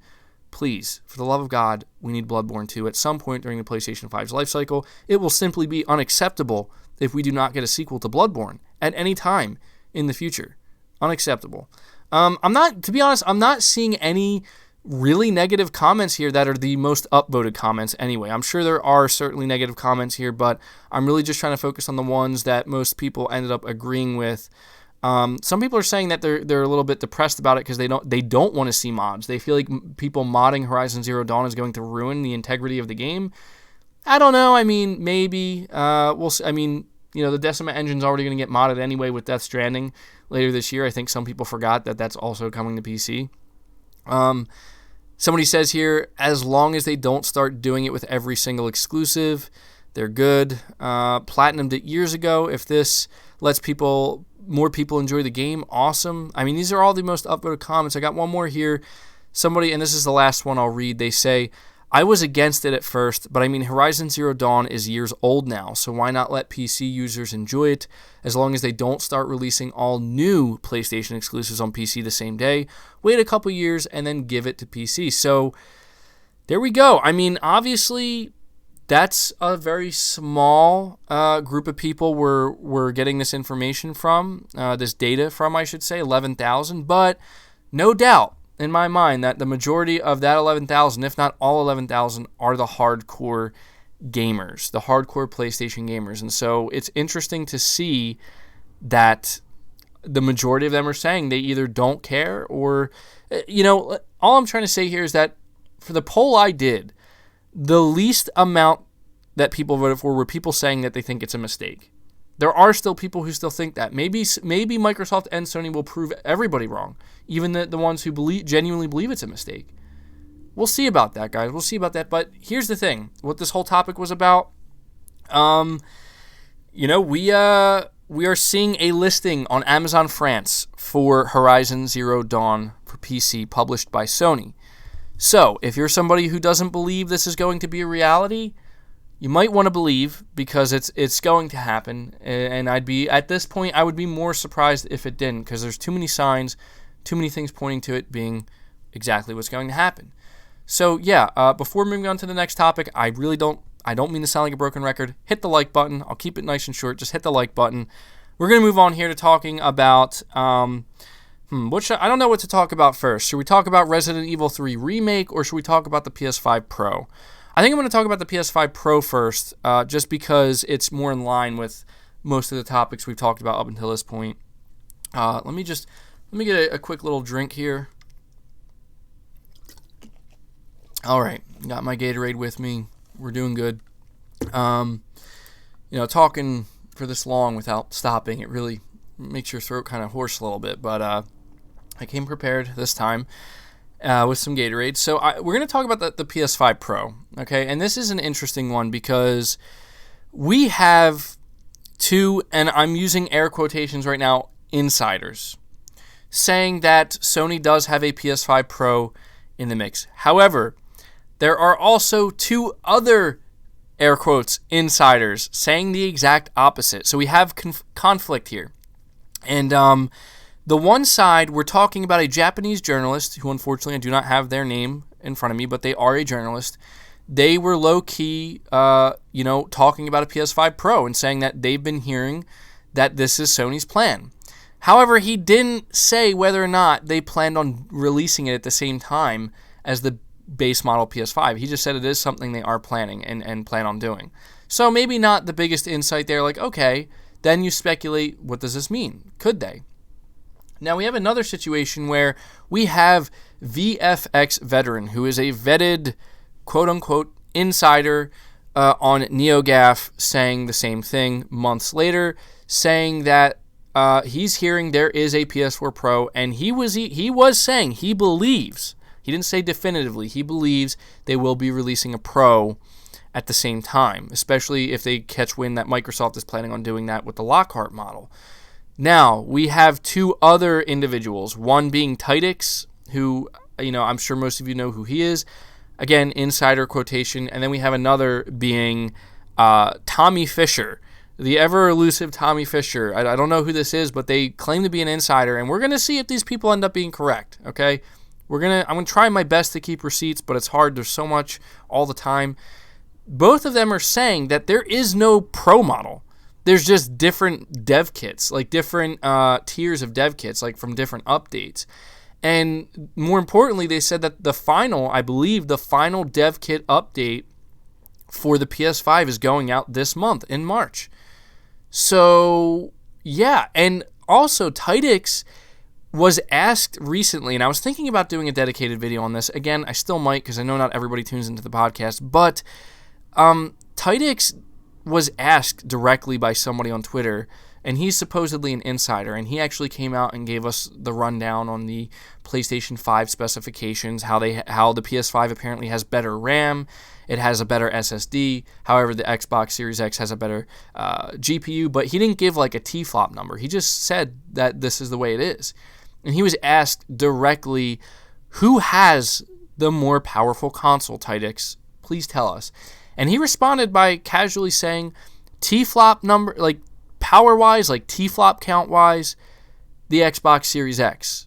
He said that the Xbox Series X has a higher T-flop count, but performance-wise, the PlayStation 5 is better than the Xbox Series X. And that's really interesting to me because when you, and this is where I feel like T-flops won't tell the entire story. You have Digital Foundry themselves confirming that it's not going to tell the entire story. But getting back to the idea of a Pro, are we going to see a Pro? Well, to be honest, I don't think we are. Not at launch. And we have Spider-Man here. Again, appreciate the super chat. You're saying an article last year stated there is no PS5 Pro. And it's interesting because I believe Sony did deny that they're going to have a Pro at launch. Although I don't recall that. But I've seen a lot of people bring that up, so I'll take their words for it, I guess, and believe that they did. And you're saying here that an article stated there is no PS5 Pro. However, there was another report, and this one officially came from Sony. It came from an individual. I do not have their name off the top of my head here, but you have to believe me, I did make a dedicated video to it. An individual who was responsible for the creation of the PlayStation 4 Pro, they were asked about it, and they said that, like, they didn't directly say, like, oh yeah, we're making a PS5 Pro, be prepared for that. What they said is that the PS4 Pro was a test to see how successful a 2-console model could be, or a mid-gen refresh model could be. And it was a success for them. It was a pretty big success. And so he said that we're going to take that knowledge forward with us. And in my opinion, like, it doesn't become, it's very clear that we will see a PS5 Pro. It's just a matter of when. And so the idea is, are we going to see a PS5 Pro launch alongside the base model PlayStation 5 in holiday 2020?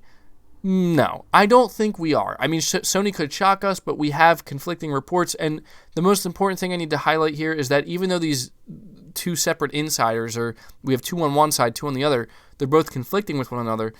The two insiders who talked about the PS5 Pro, both of them said that they don't know if Sony's going to release it at the same time. To whereas we have the other two insiders claiming that no, there's no PS4 Pro as of right now. Like, there's no dev kit for like a PS5 Pro model. So, yeah, that's pretty much all there is on that. I didn't want to spend too much time talking about the PS4 Pro simply because I have a video. It's about like 11 minutes long dedicated to talking about this. I put it out, I think, the other day, and I'm trying to entertain the idea of like, well, maybe they could. Maybe they could. Maybe there's more going on behind the scenes than we know or are aware of. I mean, obviously there is, but maybe this is part of it. But at the same time, I think realistically to myself, they're not going to do that. There's just no way they're going to do that. It doesn't make much sense. Sony's never done that before, at least not like with a huge power difference, right? But we do know that they have found success with the PS4 Pro, so I see them copying that model. And that's all I really have to say about the PS5 Pro. I mean, we'll see if we get more information on that, but I probably won't be talking about it much more until we hear more on it. Again, I'm leaning towards it's not a real thing, at least not right now, so we'll see about that, guys. We'll see about that. But the final topic I want to talk about, just because something I want to do here on the channel, but certainly during the podcast, is I don't want the conversation every single week to be just about PlayStation 5, T-flops, and, Xbox Series X. Obviously, that's the main crux of the conversation on the channel in general and will be for the podcast. But I want to start talking games a little bit more. And one game that I am incredibly excited for is Resident Evil 3 Remake. And there was some more information that came out this week about Resident Evil 3 Remake. I think the big thing is that there will be a demo that will be releasing that I will certainly play, and I'm sure most of you who are interested in it as well will play. That, in my opinion, is a big deal, but they revealed some other interesting details as well that just honestly serve to get me even more excited, because last year, Resident Evil 2 Remake was one of my favorite games. In fact, I wouldn't have been surprised if it ended up winning Game of the Year. It would have been very deserving of it. I think it's a phenomenal game. I did play it on my Xbox, and I got every achievement for it. However, this time around, I'll probably play it on my PS4 so I can try to get a platinum, because I'm kind of, I don't want to say I'm addicted to getting platinum trophies, but I find getting platinum trophies way more satisfying than just getting 1,000 gamer score. Although I do like both, I will say one thing I like that Microsoft does, as kind of veering a little bit off topic, but I like the rare, like diamond achievements, and it has that special sound when it pops. I like that Microsoft does that, but I really like the idea of platinum trophies. I love them, actually. I just got the platinum for Zombie Army 4 Dead War, which was fun.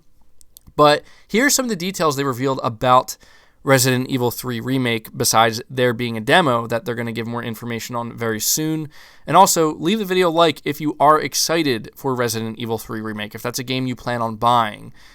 They say here that Raccoon City has more areas that are larger. Now, out of everything about this game that interests me, that is what interests me the most, because I want to see what Raccoon City looks like in a more expansive way, because the intro to Resident Evil 2 Remake, when you're first outside before you go to the police station, that was awesome, because it just gave you this kind of like this visual of the city, and it just felt so huge. But obviously it was just a very small section, and I'm going to be really interested to see how much bigger and fleshed out it's going to be. That's going to be awesome. They say you can, and this is interesting as well, you can perform a perfect dodge by pressing X. Oh, there you go. Press X, guys. I'm plugging my podcast in my podcast. By pressing X at the right time, and it activates a slow-mo counter window. very interesting. It's going to be interesting to see how much of an impact that has on the gameplay. It doesn't sound bad to me. I think that's actually going to help. But it sounds to me like, in general, Resident Evil 3 Remake is going to be a little bit more action-oriented and action-focused than RE2 was, but just as terrifying as well. We have Mr. Hamster once again. Appreciate the super chat, buddy. Say, wow, you sound enthusiastic and energetic today, MBG. Well, I'm glad. See, this is why I can't do my podcasts late at night. I had to work out some things in my personal life to be able to make sure I could stream at this time.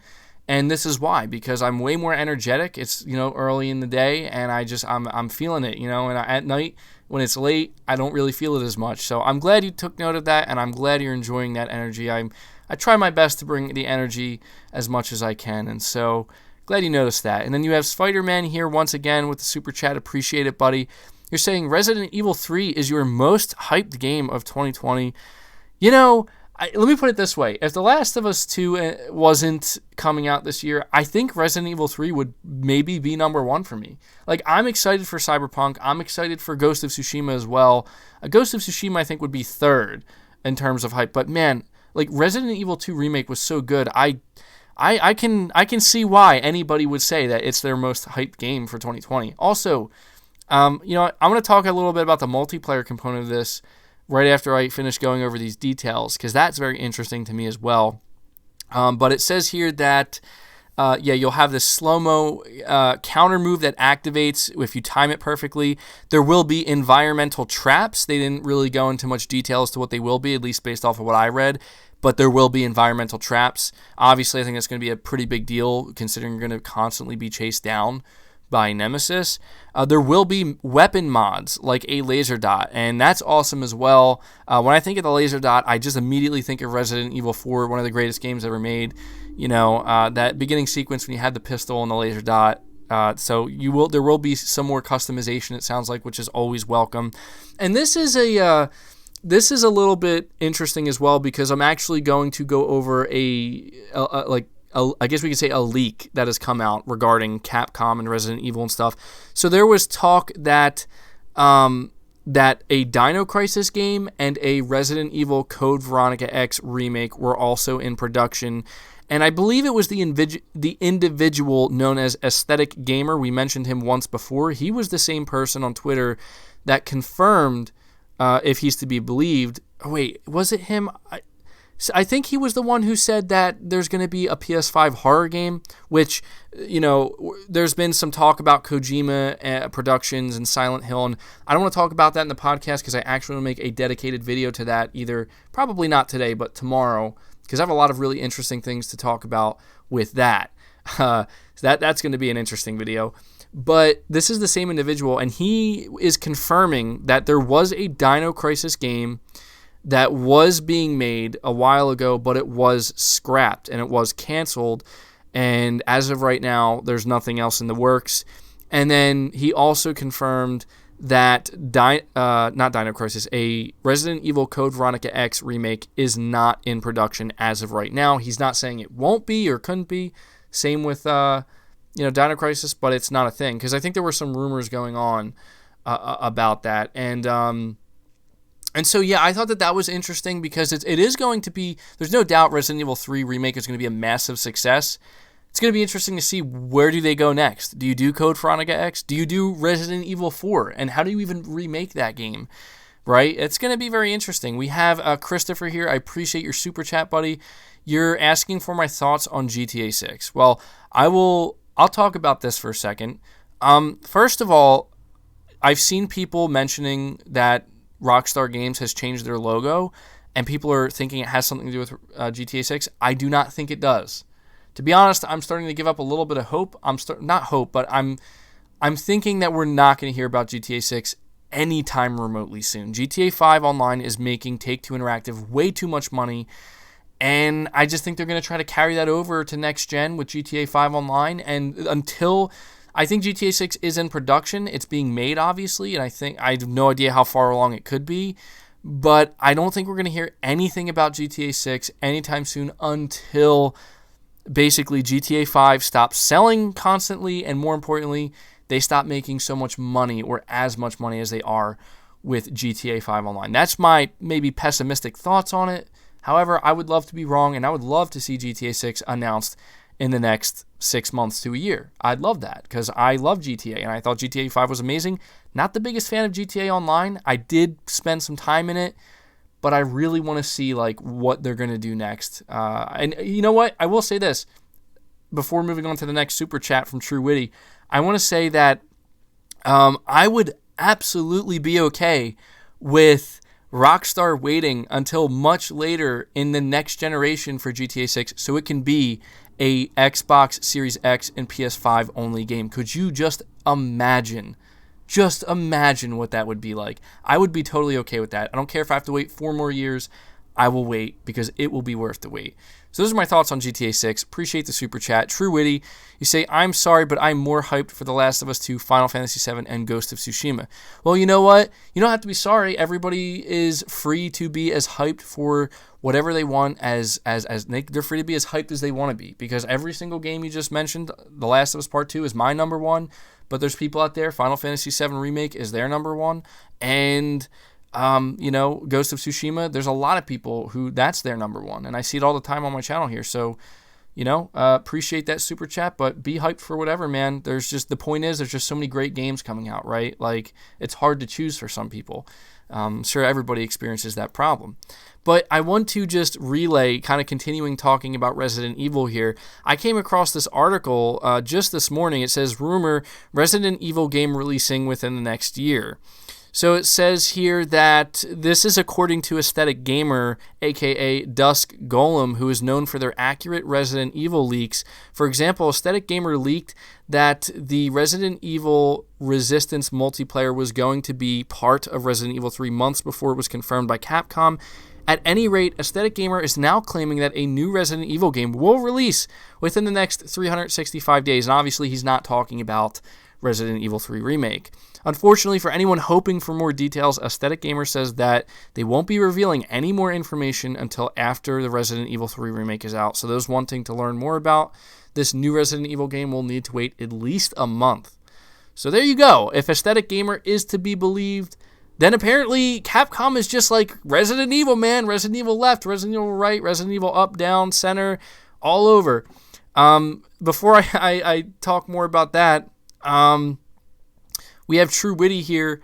Once again, appreciate the super chat. You're saying they're never going to stop making money on GTA Online. Well, here's the thing. You're right, they're never going to stop making money, but at some point it's going to have to plateau if it hasn't already, where they can only, like, especially with the next gen on the horizon and more games coming out, they can only make so much money for so long until eventually it starts to slowly or potentially even rapidly decline, but most likely slowly.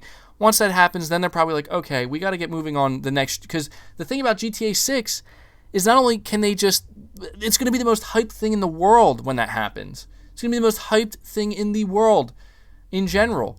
But they also have a whole new version of GTA Online they could bring out, which will, and a whole new, version of microtransactions that they could potentially, release alongside that. But I wanted to, talking about this leak for a second that comes from Aesthetic Gamer about another Resident Evil game coming out within 1 year of Resident Evil 3 Remake. Please, God, Capcom, someone, please, Resident Evil Outbreak, make it happen, okay? Probably one of the most underrated games, that and the second one as well. You're talking about games that were ahead of their time in terms of like seeing the online gaming future, but just due to technical limitations, they couldn't really get it working properly. Now, I know they have a multiplayer component to Resident Evil 3 Remake, which I do think looks pretty good, honestly. I was really down on it. And then I went and I looked and I watched literally like 25 minutes straight of the gameplay after watching the single player gameplay, and I'm like, this actually looks pretty fun. It's asymmetric multiplayer. I want to play as the Tyrant, and I want to destroy some survivors while playing as the Tyrant or William Birkin. I also want to know what it feels like to be absolutely terrified at the fact that my friend is playing as William Birkin, and I'm in a dark room, and I don't know what I'm doing. I just need to get out and not get destroyed. It sounds like a great time, but I want to see Resident Evil Outbreak remade properly, because the thing about Resident Evil Outbreak is it's like, just even though it's hard to imagine, for those who don't know, imagine a traditional Resident Evil game, except it's multiplayer. Like, you have to work together to figure out the puzzles to survive, and you can get lost. One of the most interesting things, however, about Resident Evil Outbreak that could pose a massive problem is there, at the time, it was like for PS2, there was no voice chat for like playing it on the PlayStation, which made it so much more intense. Obviously now you have party chat and stuff, so that could pose a problem, but there's a lot of problems that they would have to overcome. But, I mean, come on, if you can make a multiplayer component to Resident Evil 3, for the love of God, bring a remake to the Outbreak series. It deserves it, at least in my opinion. Let me know. You guys let me know in the chat if you know what I'm talking about. But we have Spider-Man here. You're saying, with the RE engine being the best in lighting in the horror genre with Resident Evil series, imagine how good RE will look on next gen with ray tracing. Yeah, I agree with you there, man. Like, the RE engine is phenomenal, and it's gonna be incredibly interesting to see how it scales next generation. And God, man, like, this is where I don't know what I'm more excited for, honestly. Like, I don't know if I'm more excited for the games that are coming out this year, or the games that are going to be coming out at the end of this year for the PlayStation 5 and the Xbox Series X, and the games that are going to get enhancements. Like, I can't wait to see it. And I agree, man. Like, Resident Evil 2 Remake was one of the best looking games I played ever, and the lighting, as you said, was fantastic. Let's see what they can do with ray tracing, because that's going to be if there's any game that should really take advantage of it, it's going to be that. We have Corey once again. Appreciate the super chat, guys. You say, I just hope that The Last of Us 2 doesn't go woke. Well, every time we talk about The Last of Us Part 2, that is a conversation that inevitably has to happen. I want to say this. I see people that are super down on The Last of Us Part 2, because obviously, you know, Ellie is a lesbian, and it's going to be focused on her this time around. And I'm a huge fan of Joel. Like, I like Joel more than Ellie, just because I feel like I can relate to him more, obviously, and he was the main character of the first game. And I just hope, my only concern with The Last of Us Part 2 is I just hope Joel plays a really big part. Luckily, Neil Druckmann confirmed he will, but talking about it going woke, I'm not worried about that, because, I mean, I've heard things that have made me concerned. Like, I heard that Neil Druckmann is a fan of Anita Sarkeesian, and I'm like, what? I'm like, wait, hold on here. But what matters to me, truly, at the end of the day, is what I see in the final product. And anything I haven't played everything from Naughty Dog, okay? I can admit that. I haven't played everything from them. But what I've played so far, nothing I've played felt forced, felt like it was being, crammed down my throat. I didn't feel like there were I didn't feel like there was virtue signaling or ideals being people's ideals being crammed in my face. It didn't feel like that. Like, Naughty Dog has never come off to me that way, and they've never made me feel cringy or I mean, the only time and I can understand this, is when they had that trailer where they showed an intimate, intense kiss between Ellie and Dina. It was kind of in your face, but at the same time, we don't know the reasoning for that. In my opinion, the way I read that is, you look at the passion there, the love between them, and then it immediately cuts to absolute brutality that, from Ellie, just destroying people, in the most brutal way. I think it's just supposed to not be hey, we're woke and we're in your face. I think it's just Naughty Dog explained, they're trying to tell a story about people experiencing love and having and being in love with people, or just having loved ones, and how far you're willing to go, and push yourself, and how dark you're willing to become when you lose that, and we don't know how she loses it. We assume that Dina dies, and it's going to be a traditional revenge, Dina dies, and then Ellie is going out for revenge, and now Joel's you can't do this alone, kiddo, and all this, and we don't know. I have a very good hunch that, and this is just my theory here, you're getting a theory, live theory with a, Press X podcast. I'm almost certain that Dina betrays Ellie, and that is what drives her so insane. And that's why that kiss is so important, because it's supposed to signify just how much, the passion that Ellie feels for this girl, and to be betrayed by her would be worse. You know what I mean? Than just her being killed. Now, I could be wrong. That's just my theory. But there you go. We have Anon. Hopefully I'm pronouncing your name correctly. Appreciate the super chat. You're saying, I have the Ellie edition and collectors, but no longer need the collectors. So what should I do with it? Cancel the order or wait till it comes out and try and sell it for more cash on eBay or Amazon? I mean, I don't know how this stuff works exactly. I didn't get the Ellie edition. I got the collector's edition. And so, because I really just wanted that statue more than anything. But in your case, to be honest, I would wait and sell it. I would just say try not to sell it for too high of a price, because I feel like if you cancel it, it's not going to go back up for sale. Even though they will have like technically one like in stock. I don't know how that works. If you know for a fact it'll go back up for sale, maybe you should. But if you don't, you should probably just sell it at a reasonable price when you get it, so that way somebody else who missed out on it can get it. That would be my recommendation. But at the end of the day, honestly, only you can decide what you want to do. But yeah, I got the collector's edition. I thought it was cool that recently Naughty Dog decided they're going to put up more collector's edition. I think that's already came and passed, obviously, but appreciate that super chat. Hopefully that helped you make your decision. We have David once again. I swear to God, if I know you said Joe, but I know you meant Joel. If Joel dies, crying emoji. Yeah, listen. I mean, the thing about Naughty Dog, okay, and specifically the story of The Last of Us Part 2.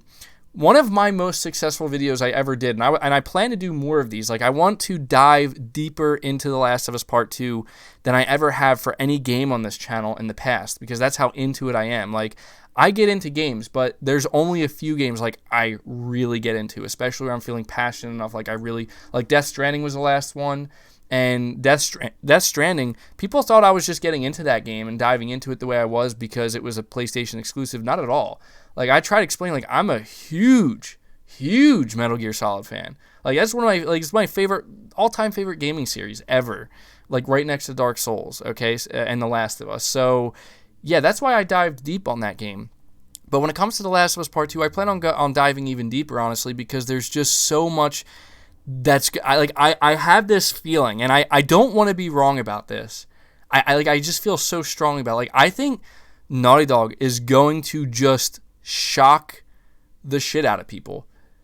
I really do. Like, I think story-wise, like, they are going to throw curveballs that literally, even the people who saw it coming, the way they're going to deliver those curveballs, and I don't want to make it sound like anything like major, right? Like Joel's suddenly the bad guy. Like, no, not like that. Nothing stupid, right? Like, well, although that maybe technically that in a subtle way he kind of is in Ellie's eyes. If she finds out when she finds out he did lie, maybe he is the bad guy in that way. But I'm talking kind of like in a way that it's just because if you think about what made The Last of Us 1 so great. Like, I see people all the time be like, that game's overrated. And, like, look, everybody's entitled to their opinion, but if you want to know why The Last of Us gets the love it does, it's not because the story they told was the most unique, most original story ever told by a game developer. Absolutely not. It was the way it was told. It was the pacing. It was the characters. It was the lore. It was the world that was established. Everything was so subtle and nuanced, but brutal and in your face. And they blended it in such a way where that's why Naughty Dog is renowned. And on top of that, the gameplay was fantastic. Like, if you're somebody who's like, oh, I didn't really enjoy the gameplay, fine, I can understand that. You know, everybody has different opinions on gameplay in games.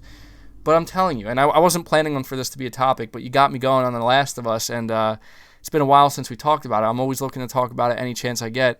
Listen, I think Joel will die. You know what would be really interesting? Could you imagine Ellie dying and Joel not dying, like towards the end of the game? I mean, that would be like a weird ending. Not weird, but it would be like one of those endings where like everybody would be looking around like, holy shit, like, did that just happen? You know what I mean? Like, and that's where, you know, I think the expectation is and here's the thing, like, this is where Naughty Dog will show just how masterful they are, where if I were to say to you, oh, the expectation is Joel is going to die, right? Like, it's just obvious he's going to die. But the way in which he dies, the way it happens, I think is what will like literally blow people's minds. Sorry, I don't mean that. I know I'm like sounding like way too revved up, but man, I can't wait for this game, as you can clearly tell. We have Eric. Appreciate the super chat, buddy. You're asking, do I own a Switch? I do. I do actually own a Switch. I will admit, like, I'm not super into Nintendo games. Like, I'm an insanely casual gamer when it comes to Nintendo. Like, I really play my Switch when I have friends to play it with. Like, we play Super Smash Bros. And stuff. You know, we play Super Mario Party. But I'm not, like, sitting there on my own just, like, playing my Switch. Because, frankly, when I have time to game, and this is nothing against Nintendo games or their fans at all. I'm more interested in playing other games. Like, there's just so many games. Like, you know, I'm not the biggest fan of Pokemon, so I wasn't into that. I'm not the biggest fan of like, Mario or Zelda, but I do enjoy Nintendo games on a very casual level. And if you're wondering why I haven't talked about Nintendo too much on my channel, it's because I'm not as passionate about it. And also, and this is just kind of like about YouTube in general, they're really, really weird right now when it comes to content that could be marked as content for children. And it's kind of like a big thing that's going on right now. And I just kind of thought, well, I don't want to risk like getting into any type of situation with that. But in the future, if I start to get more into it, I'll talk more about it. But yes, I do own a Switch, for those wondering. I pretty much, what people don't realize is I own every console, really. I own an Xbox One X, I own a PS4 Pro, I own a Switch. So, you know, I have a PC that probably is capable of gaming. I just don't game on it. We have David here. Appreciate the super chat. You say, Joel has done horrible things. Life hardened him, and losing his daughter changed him. Yes, there's a lot about Joel as a character that we learned about in The Last of Us. And I thought it was interesting where I think it was, I'm trying to remember who was asked this question. I think it was maybe Troy Baker, the guy who voices and mocaps Joel. If it wasn't Troy Baker, it was one of the developers like Neil Druckmann or something, but I'm pretty sure it was Troy Baker, where they were asked, like, do you think Joel sees himself as a bad guy or like a good guy? I think it was a bad guy. And I think he answered, like, yeah, like Joel probably does see himself as not so much like a bad guy, like I'm evil and I'm looking to do bad things, but more like this is the world he lives in and he wants to survive. And he will do what is necessary to survive without hesitation if need be. And I think the first game kind of proved that. And I think that's just that's what makes these stories so interesting is the nuance of the characters, where Joel could easily just be like a rough, grizzled, like, oh yeah, he's a survivor and he's a badass, but there's more to him. And the same thing with Ellie as well, you know. And it's going to be interesting to see like a different side of Ellie as like a, you know, more like adult, as, you know, grown up now and experiencing love and all this stuff, and seeing Joel probably be even more hardened, even more grizzled, right? But still knowing that he has that deep attachment because of what happened to his daughter with Ellie. We have Vedger. You say The Last of Us made me appraise game storytelling and acting. And see, yeah, that's the power of some of these. That's the power of some of these games. You know, especially like with a game like The Last of Us. I see people all the time say that it's overrated, and I can understand like the mindset of why you would see a game like The Last of Us Part 2, and you play it and you think, wasn't the best thing I ever experienced. But I feel like at the very minimum, anybody who plays it or experiences it should be able to acknowledge like what it gets right, what it does better than almost every other story in video gaming that tried to tell something similar, you know? And we've made major strides forward in gaming and in writing and acting, like you said, in my opinion, because of this game.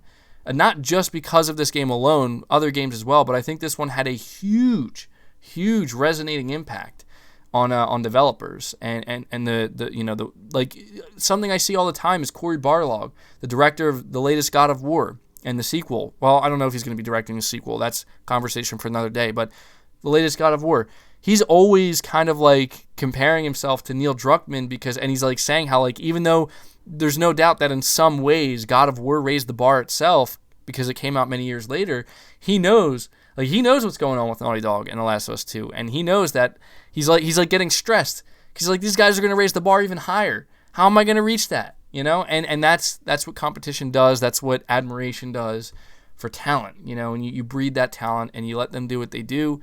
Naughty Dog has proven themselves. I'm sure Naughty Dog can literally do whatever they want, and Sony's like, you got it. Go for it. So if you guys are excited for The Last of Us Part 2, or if you think you're as excited or more excited than I am, hit the like button. I'm going to be interested to see how many more likes we get now, because I can't wait for The Last of Us Part 2, guys. I know we started talking about Resident Evil 3 Remake, so I apologize that we got so derailed there, but there's just a lot going on in gaming this year, and I'm extremely excited. I'm very passionate, and I feel like sometimes doing daily content, because I like doing daily content, but I am aware that there are just times where I can't always talk about everything I want to gaming-wise. Like, I want to be able to talk about Resident Evil 3. Like, okay, you know what was kind of weird is last year, I think, it was last, or maybe even like before last year, because Resident Evil 2 Remake came out in January. Little story here. I think it was like late 2018 or mid 2018. I was like, you know what? I want to make a video about Resident Evil 2 Remake. And this was at a time where I was just talking mainly Xbox. And I was just like, I'm just going to make a video where I just talk about my excitement for this game and why I'm excited for it, what looks good. And I expected it to do absolutely terrible. My channel was way smaller than it is now. And it just went on to get like 40,000 views and 1,000 likes. And at that time, that was like, whoa, like, holy crap. Like, I can't believe it's like getting this type of views. And it made me feel really good, because I'm like, wow, like, I liked to be able to express.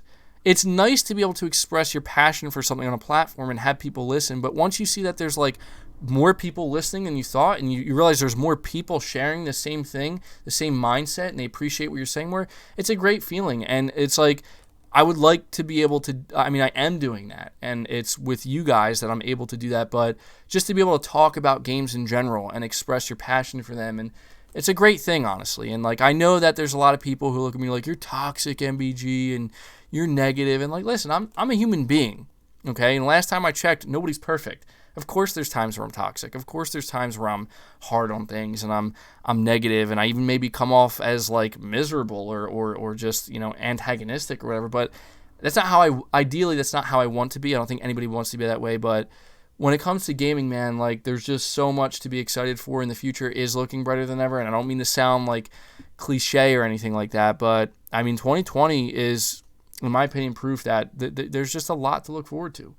And so it's nice to be able to have this podcast, to be able to talk, games with you. And, the conversation is going to heat up when it comes to not just games, but just in general. Like, it comes to next gen, when it comes to PS5, as we get closer to The Last of Us Part 2, it's been pretty quiet. I'd say the past week, maybe. There's when I say that, I'm not talking about Xbox, obviously. It has not been quiet for Xbox, but for PlayStation, it has been quiet, and I've seen some people say that we're going to be getting something on when it comes to the PS5. March 3rd is when it's happening. I don't think it's going to happen March 3rd. That's 2 days from now. I've seen people kind of running with this. If you're expecting something on if we're going to get anything on March 3rd, if there's any credence to this, I don't even know where this rumor stemmed from, if I'm being completely honest here. I don't know. I think somebody said Giant Bomb or something like that. I'm just going to say that if we're going to get anything on March 3rd, that would be when we actually get the date. We're going to get the announcement of an announcement on March 3rd, not the announcement itself or the reveal itself. So I've seen some people talking about this. I've even seen some people telling me, that I need to, make a video on that. And I'm, I'm trying not to be too redundant. I'm just trying to acknowledge some of this stuff. But I see somebody here in the chat. It caught my eye. You said, the dark side of the Force. Neo is impossible to play. I thought Dark Souls was hard, and I beat Bloodborne. F that game, Neo. LOL. See, that's the kind of stuff that makes me a little bit scared, man. To play, Neo too, because I've been looking at gameplay and I'm like, oh my god, this game looks really insanely hard. Like, not just like Dark Souls hard. This looks like it's on another level. And I'm not trying to get like my blood pressure up too much when playing a game, True Witty, you said, you're not MBG. You're not MBG. You were just passionate. And I guess you're saying I'm not. You're saying I'm not antagonistic. I'm not toxic. I'm just passionate. Thank you. I appreciate you saying that, because that's kind of how that's how I kind of see it too. I appreciate your super chat and your support, and I'm glad that you and others see it that way as well. See Alex Fitz here talking about Resident Evil 3 Remake. You say, I haven't watched any RE3 Remake footage. I want every surprise to be new to you. And that's interesting because, like, I'm kind of the same way, where I look into games, like, just a little bit. Unless they're games I'm covering here on the channel, like, intensely, like The Last of Us Part 2, where I want to keep everybody updated with everything. But, you know, a game like the Resident Evil 3 Remake is a good one where, like, I didn't watch too much of the single player because I'm like, I'm sold. Like, I'm sold, and I do want it to be a surprise to me. But I also, I did have to watch, like, 20 to 25 minutes of the multiplayer because I had to know, like, I'm interested in the whole package. Is this something I'm going to be looking forward to, or does this just seem like some kind of tacked-on thing? You know? But, okay, here's a question I have for you guys real quick, because I'm gonna keep this going a little bit longer here just because it's going so well, and, you know, I'm feeling it today. This rumor, or this leak, whatever you want to call it, I guess we'll call it a rumor, that comes from, well, before saying that, let me read this. The Dark Side of the Force followed up. I died so many times on Neo MBG and love your channel. I only watch your videos daily. I get excited for your videos. Thank you for your hard work. Well, I'm no problem, man. I'm glad you appreciate it. As I said numerous times throughout this podcast, appreciate all the support you guys show. It does not go unnoticed, but we'll see about Neo, man. You're scaring me about Neo. If it's as difficult as you're saying it is. And also, yeah, somebody mentions Elden Ring. Where is Elden Ring? Where is that game? I want to see that game. If there's anything I'm really excited for too, is Elden Ring. I just can't really talk about it too much like anybody else because we don't know anything. But what was I just talking? Oh yeah, I wanted to ask you guys a question. My question is, we're hearing from Aesthetic Gamer that there's going to be another Resident Evil game revealed, or not revealed, released in the next 365 days, I assume, after Resident Evil 3 launches. What Resident Evil game? Well, number one, which game do you think it is? Number two, which game do you want it to be? As you know, I said I would like Outbreak. I don't think that's likely, though, because since they have this multiplayer component with Resident Evil 3, I don't think it's likely we're going to see an Outbreak remake anytime soon. I could be wrong, though. But do you think it's going to be Resident Evil 4? And if so, what is that going to be like? That sound like that. I'm interested to see what you guys have to say about that in the chat, because, I mean, he's over here saying it's not going to be Code Veronica X, right? If he's to be believed. And then, yeah, that's another thing. Like, I'm assuming it's going to be a remake. It might not be. Is it going to be Resident Evil 8? Actually, now that I'm thinking about it, that's probably more likely. I see Enrico, you're saying here, Neo's 2 difficulty has been scaled back due to complaints, apparently. Wow, okay. I wasn't aware of that. I mean, I watched that gameplay, man, that PlayStation put up on their channel, their official YouTube channel the other day, and I'm like, well, my God, like, that just looks like masochistic, right? Like, that looks like torture. Somebody's saying, I hope it's Resident Evil 8, Code Veronica. I'm starting to think Resident Evil 1 remake. Ooh, yeah, that'd be an interesting one, like a complete remake. We have Christopher once again. Appreciate the super chat, but he said, when you get to 100,000 subscribers, will you show your face? I've been kind of saying that for a while, like, oh, when I hit 100K, I'll do it. But I want to say, yeah. I mean, maybe that is something we could build up to. I was kind of thinking, like, if I say, hey, guys, face reveal at 100K, would that fast track me to 100K subscribers? Maybe. It could, but I think it's a little bit too early. Right now, I'm kind of thinking about merch at some point in the not-too-distant future. I'm not sure how many people will be interested in that, but that's something I'm thinking about. So, you know, stay tuned for that, hopefully. I don't have any dates or anything, but you know, over the course of some time this year, I'm looking into that. So appreciate that super chat. We have Mr. Hamster.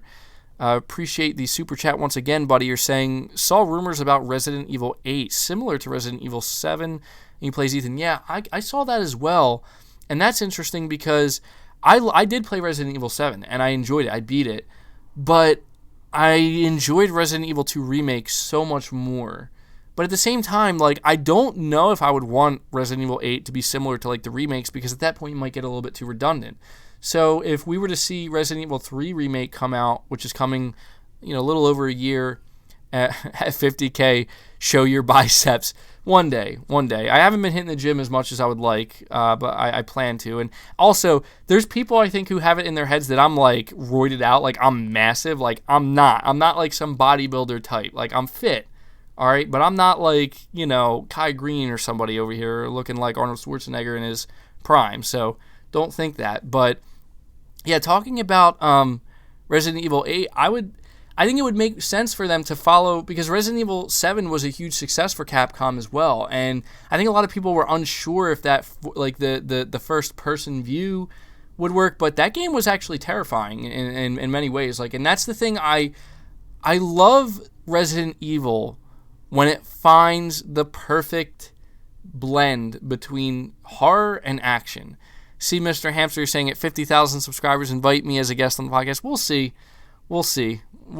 I don't know what I'm going to be doing when it comes to guests in the future of this podcast. Maybe that sounds disappointing to some people, but everything's still kind of up in the air. If there's one thing I do know is I want to keep doing the podcast.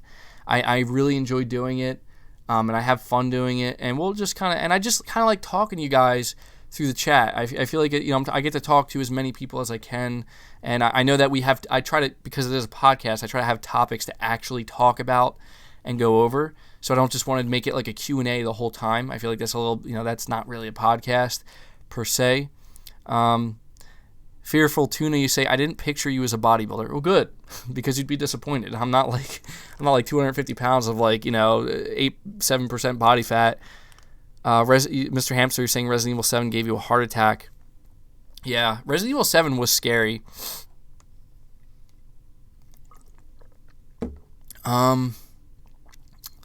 Bring back brown sugar. I don't know. We'll see. Maybe at some point in the future.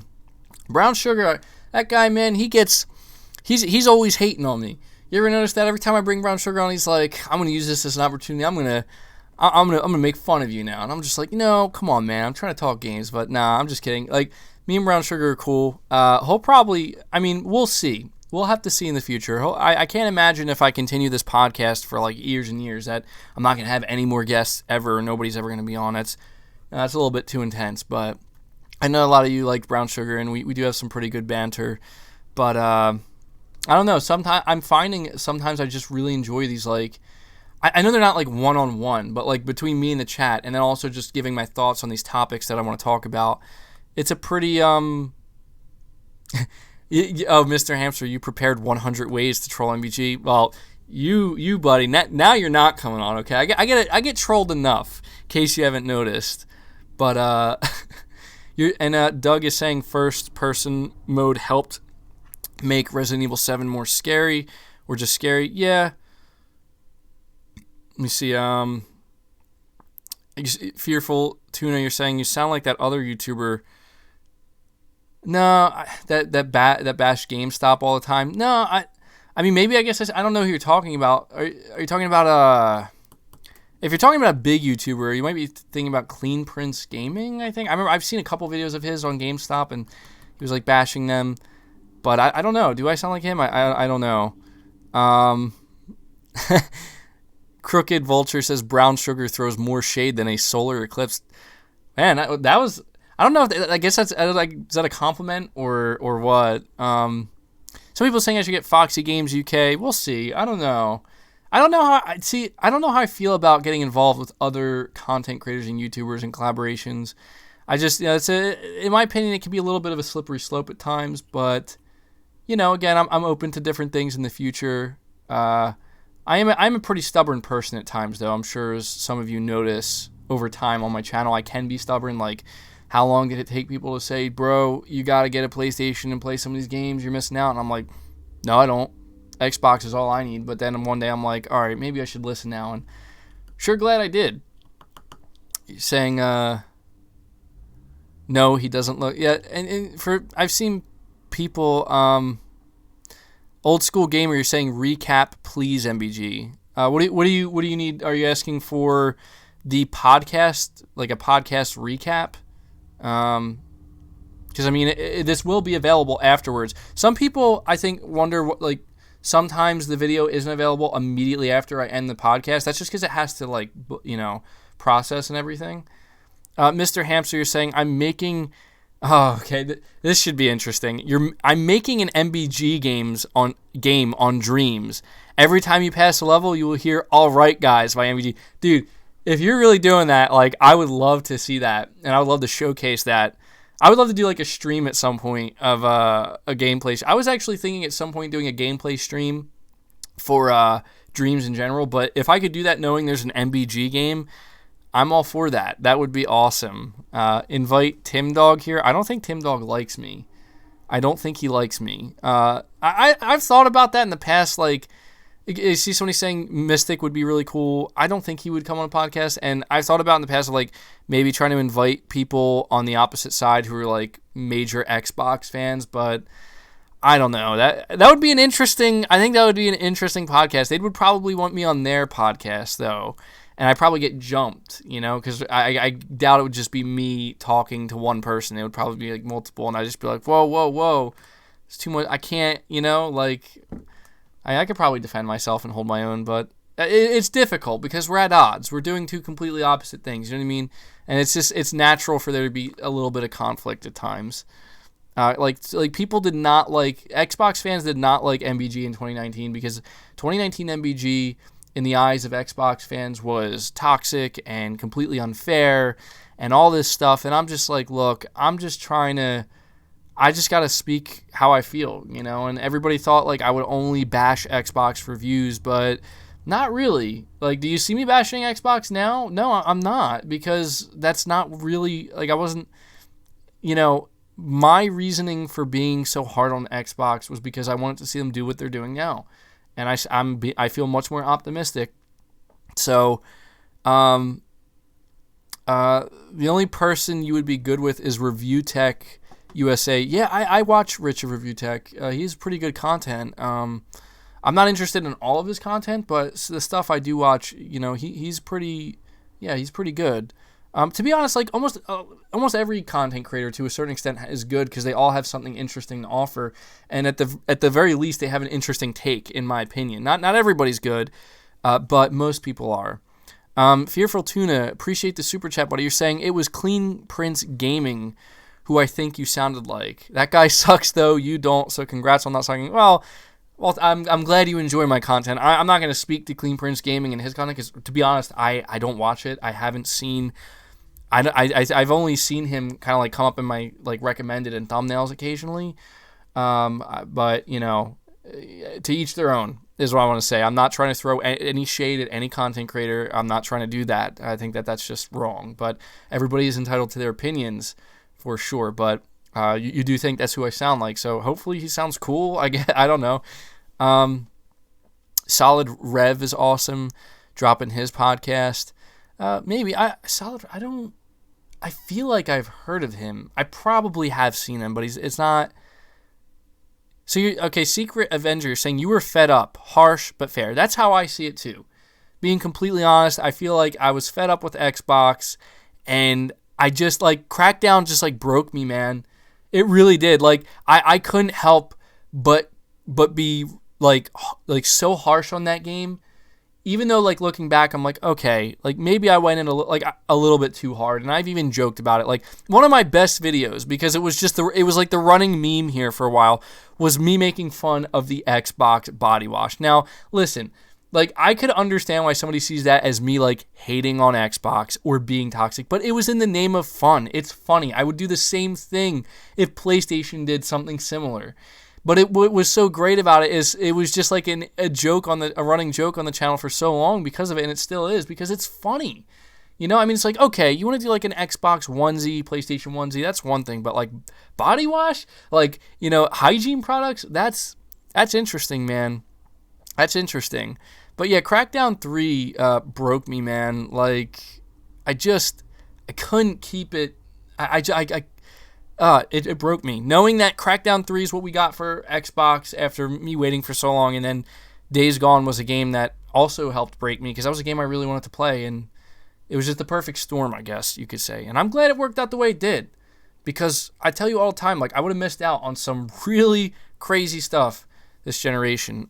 Excuse me. Say Solid Crusader, I appreciate that super chat, buddy. You're saying updates on PlayStation 5. I am pretty tired of hearing nothing from Sony. Do you think the release date has moved next year due to coronavirus? No, I do not think the release date is moved. I think the reason why Sony is being so quiet is because they're trying to be strategic. And even though at this moment in time, it may be working against them, and this is me being optimistic, okay? And I'm going to let you know I'm being optimistic. To some people, they think I'm being a fanboy. Listen, I firmly believe that if Sony wasn't extremely confident in what they have to show when it comes to not only the PlayStation 5 as a console, but everything else alongside of it, they would have reacted almost immediately to what Microsoft just announced. Because what Microsoft announced has now put Sony in a position where everybody's turning their heads and looking at Sony and saying, well, we're waiting, insert meme, we're waiting. And Sony's just like crickets, and right now there are people who are getting mad and angry, and I think that's a little bit extreme. There are people who are looking at it in a pessimistic way, saying, oh, it's because they don't have anything to show, it's because they're scared, it's because now they're scrambling. I don't think that's the case, because here's the thing. I say that because I do believe that Sony's silence right now is hurting them slightly. And I put emphasis on the word slightly because it's not like this is like a huge body blow to Sony, or like this is going to cripple them and this just ruin their next-gen plans. No. But I do think that, PlayStation fans are looking at all of the information that Xbox fans are getting, and they're feeling a little bit jealous. They're like, oh, man, come on, Sony, we want to hear it. We want to know. And they're still just being dead silent. And in that way, I think it is, I've seen, the number one thing I've seen people is like, oh, my hype for Sony or for the PS5 is gone.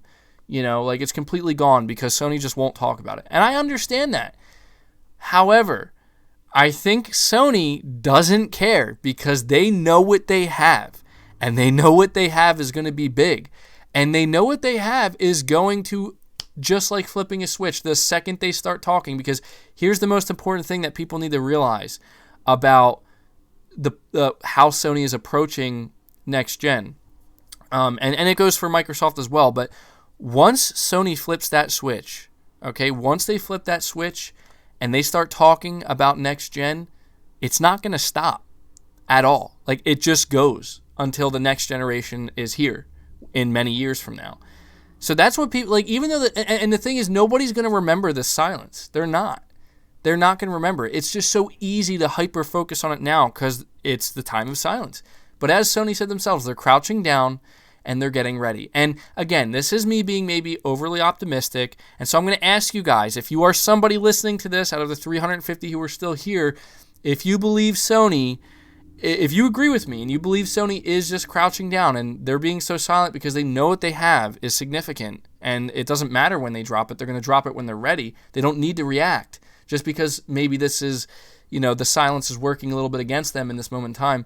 Hit the like button to let me know that that's what you think. If you don't, then obviously you can still hit the like button. I encourage it. But, let me know in the chat possibly why you think that. But I really don't think that. I mean, we have David here once again with the super chat. Appreciate that. You're saying Sony. They're saying, do not test me, boy. And yeah, I mean, that's the thing, man. People forget. You think you're not going to see a Horizon sequel teased alongside the PS5? That alone, okay, is enough to just make people completely forget about the silence, especially when they see how good it's going to look. What about the sequel to God of War? What about the sequel to Spider-Man? What about a potential sequel to Days Gone, which is happening? Granted, we might not hear about that one for a little bit of time because it may take longer. What about that stuff?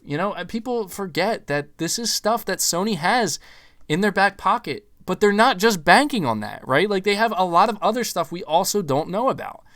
We have Josh. Once again, appreciate the super chat. Appreciate the super chats from everybody today. You guys have shown some amazing support, and you guys have been bringing some good questions as well, and I really like that. Josh says, glad The Last of Us 2 multiplayer is separate. I suck at online and can't get the platinum after doing everything with single player, including grounded mode. LOL. Well, some people were telling me I should play grounded mode first of all, which I will tell you, I'm probably not going to go back to the first one and do it. If the sequel has it, 100%, I will play it in grounded mode. Maybe we'll even do a dedicated grounded mode stream after the regular game, or the playing the game on like the regular mode or whatever. But you're saying you're glad that the multiplayer is separate. I agree. And I've been guys, if there's anything that really gets my speculative juices flowing, if that doesn't sound too weird, is thinking about how Sony and Naughty Dog are handling The Last of Us 2 multiplayer. It is happening. If you are somebody who doesn't who doesn't believe Naughty Dog is releasing a standalone multiplayer, you need to go back and read the statement that they put out. It's 100% confirmed it is happening. My big question, and where my speculation really starts to run rampant, is I am almost certain that it is going to be a pretty massive multiplayer title. Like, it's not just going to be a tack-on factions mode that they're going to sell for $20. It's not. I actually think it might even be free to play. In fact, and I know that this sounds insane to some people, I think we could even see, and I know to some people it's going to immediately make them cringe, but there's a lot of other people who would also be excited for this. I think we're going to see a Last of Us Part 2, or not Part 2 because it's separate from Part 2, a Last of Us multiplayer game, not a mode, a game that will feature a pretty massive Battle Royale mode, but also regular factions as well as a bunch of other stuff as well. And I think the reason why it could end up being free to play is because we know, guys, listen, this is just the reality of the situation, okay? Sony wants to get more involved in microtransactions, and I think them doing it this way is the smart way. Do not tack on a multiplayer mode unnecessarily to a single-player game and also feature microtransactions, because it is a marketing move as well. Imagine when you hear about that, then they start talking about microtransactions, then you're starting to hear the conversation, oh, The Last of Us Part 2 is going to have microtransactions. I thought this was a single-player game, because people are going to forget that the first one had multiplayer. Listen, them having a separate, dedicated game that's just multiplayer only, potentially free to play, where they do microtransactions, that's how they make the recurrent revenue, but critical, motorcycle noises. I know, I live right next to a road. It's irritating sometimes when making videos, but they do that. If they do that and the microtransactions are fair, cosmetic only, stuff that doesn't impact gameplay, truly optional, you're going to see a winning formula. And because that is, right now, since microtransactions are not going anywhere, they're only going to become more prevalent. That is the winning formula for microtransactions. I don't like microtransactions. I can understand that some studios want them as a way to get that recurrent revenue and have their live service games, but I'm not a fan of them. But if they're done right, I do not mind. I don't care. I'm not going to be angry, all right? And I just think that whatever Sony does with their multiplayer games going forward, and this Last of Us Online, there will be microtransactions. We don't know if it's going to be free to play. Regardless, there will be microtransactions. Handle them right. I think Sony will. I don't know if the microtransactions were really handled the best way they could have been in the first game. I could be wrong about that, though. I didn't have too much time with it. But we have Bidawa, or Bidalda, but whatever. I'm just going to call you B for now, just to keep it simple. I appreciate that super chat. You're saying finishing the online twice for Platinum was a chore. And I'm assuming you're talking about the multiplayer component for The Last of Us, because I do believe it did require that you actually get so I've heard somebody say you need like 40 hours minimum or something to play online of online play to get the platinum. And that's another thing too. Like, believe it or not, trophy hunters are really happy that when they play The Last of Us Part 2, they are not going to have to worry about getting a platinum that relies on completing multiplayer. So, yeah, I mean, I'm really interested in this multiplayer component that they're going to have for The Last of Us Part 2, and I really can't wait to learn more about it. I have to imagine, considering Naughty Dog already talked about it, and I don't know if they wanted to talk about it, but there was kind of some backlash when they were like, oh yeah, we're not going to have a multiplayer component for The Last of Us Part 2. And then there was a large group of people like, are you kidding me right now? Like, what are you saying? Like, there needs to be multiplayer. And then they're like, whoa, wait. We do have multiplayer for The Last of Us. It's just going to be separate. Some people are thinking it's going to be a free add-on. It's not. It's not. It's not. Listen, well, okay. It could be free. But you have to understand, when they talked about The Last of Us multiplayer, they emphasized it's not part of The Last of Us Part 2. When you buy The Last of Us Part 2 for $60, that is a standalone product. You're not getting anything else for that unless it's paid DLC. The multiplayer will not be paid DLC because it's going to be separate. And it could be free to play, like I said. But yeah, I really want to know, because to be honest, I think there's so much, like, the idea of a multiplayer-driven game based in the universe of The Last of Us Part 2 sounds phenomenal, in my opinion. Like, that sounds amazing, because, like, what they could do, the gameplay mechanics, they lend themselves so well. I'm excited for that. And so I'm gonna be interested to see if this is something they talk about alongside the PlayStation 5 reveal, because you have to imagine they will certainly talk about The Last of Us Part 2, but the big question is, will they actually talk about the multiplayer component or not? So we're going to see about that, but I'll interact with the chat for a little bit longer here, try to answer some questions, just acknowledge some of the stuff you guys are saying. Free, but standalone as well, like Left Behind. Yeah, like that's exactly how I imagine it being. I mean, it might not be free. The chances of Sony making it free to play, I feel like it's kind of low, but at the same time, like, we have to look at the direction that some of these, you look at the most successful games in the world, you look at like Fortnite, I hate to compare it to that, but it's free to play. And they make how much money on microtransactions? And they've proven that you don't need to have people pay for a product to have a good game. I mean, whether we like it or not, Fortnite is a pretty sound game, right? Like, it's not a bad game, fundamentally speaking. And you can still make a crap ton of money, right, through fair microtransactions. And that way, Fortnite is a good example. Also, Rainbow Six Siege, I don't know if that's free to play, though. I'm pretty sure you still need to pay for that. But I believe they did say that they would like to go free to play at some point. Just goes to show, like, doesn't always have to be, the way we think it has to be. And that goes for Sony's line of thinking as well. Doug says, MBG, do you think PS Plus will go up in price now that they are renting servers from Microsoft? Doubtful. I want to say no, because I don't know. I mean, it goes up in price randomly, sporadically in different regions of the world, but I don't know, to be honest. Thank God multiplayer is separate. Yeah, I think a lot of people are actually happy about that. As long as the PS5 runs Minesweeper at 60 FPS, I'll be happy, says Quicksilver79. And you know what? I don't know. To be honest, I don't think there's many people who share that same mindset. But hey, if that's all you need to be happy, I can promise you it will run Minesweeper at 60 FPS. MC Fire Guy the Second says, I wish they can reveal the actual PS5 soon. Hang in there. Now, I want to say this last thing here, because I don't mean to constantly talk about it, but I really hope, listen guys, like, I really, really hope Sony doesn't go all of March without saying anything about next generation, because I will lose my mind. And that's all I have to say about that. I see JD Gamer says, appreciate the super chat once again. How many exclusives per generation are needed to be good?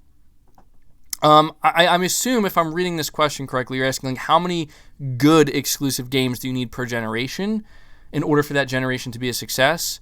If I'm interpreting your question correctly, I think a minimum of, like, let me see. If a generation lasts, let's just say roughly about 7 years, I would say at least 4. At least. Like, you need to have, like, at least 4 truly standout games, because if you look at Microsoft, I don't know, like, games like Rise I thought were a little bit underrated. Like, I played Rise, and I thought that was really good. It was repetitive, but it was good. It was good. And, like, to see it get, like, 6 out of 10 reviews and stuff, and I'm just like, well, I don't know. It's better than a 6 out of 10. Like, it was really good. At least I thought so. But then you look at games like Sunset Overdrive, also a really good game, but just didn't elevate to that level that you see some of Sony's games, right? Like, Microsoft this generation didn't have their God of War. They didn't have their Bloodborne. They didn't have their Spider-Man. They didn't have their Uncharted 4. I mean, they had games like Quantum Break. Yeah, they had Halo 5, but Halo 5, even that wasn't able to do it. And I'm not trying to, talk trash here again, but it's just like, I think if Microsoft could have, like, a minimum over the past, like, however many years it's been, like 7 years or something, right? No, not 7 years. It's been like 5 years, roughly about that. Wait, how many years has it been? When did the Xbox One came out in 2013? So, wow, okay. But what I'm trying to say is that, like, if they had, like, 4 truly standout games, like, people would be looking at them in such a different light right now. But they didn't. Instead, you had Sony. They had more than 4 standout games, right? Like, there were games I didn't mention that were truly standout. And even some of their games that were considered lower end, like, you look at Days Gone, that's like a Rise Son of Rome situation for me, where, like, I think most people, and I could be wrong on this, but I think most people played Rise and they're like, this game is better than a 6 out of 10. Like, this is not a 6 out of 10 game. This game is better than a 7 out of 10. Just like people played Days Gone and they're like, this is not a 6 out of 10 or 7 out of 10 game. Like, this is definitely better than that. They do a lot of things right. Maybe it's a little bit generic in the eyes of some people. And, of course, there was some SJW stuff going on there, too. But I'd say a minimum of, like, 4 games, if I had to be honest. I mean, maybe 3. 3, I think, could suffice. But 4 or more. Because if you have an entire generation where, like, all your first-party games, like, just none of them can, like, really elevate to that next level, as you see with Microsoft, like, you're going to have a hard time. If the only games that can elevate to that level are games that are a little bit tired, like Gears of War, yeah, it's a great game. Nobody's going to say it's a bad game, but people are looking for that new stuff. You know, they really are. So, let me take another quick drink here. Yeah, I see something saying that you think Rise was good. Yeah, I agree. Let me see here. Berserker's asking, what's the game that's being shown on screen? This is actually Neo 2, which is coming out March 13th. It's a PS4 and PC game. It's Neo 2, so look into it if you're interested in it. Let's see here.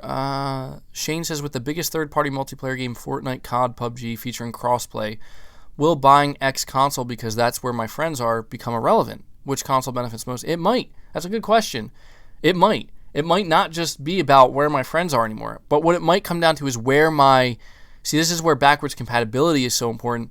Where are all the games that I already invested in going to be, digitally speaking, or even physically, that I can play backwards compatibility? And, it is a good question, though. That aspect may become a little bit less relevant.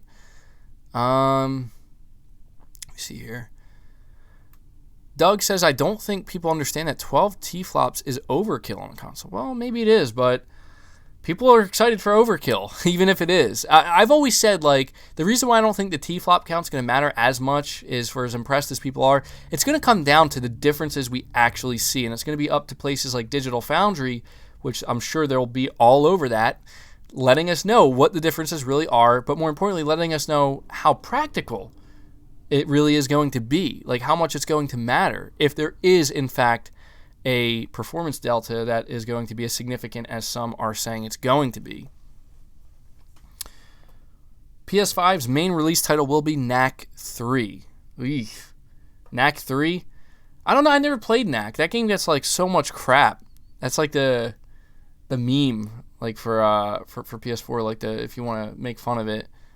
I don't think I'm ever going to play it. And I'm not going to lie, I would not be excited for Knack 3. I kind of hope Knack 3 isn't a thing, just being honest.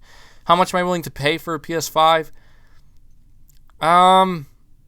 Frankly, I'd go up to $700, man. Like, I would. Like, if that's how much it was, and it felt like it, but it would have to be, if it's going to be that much, it would have to be worth it.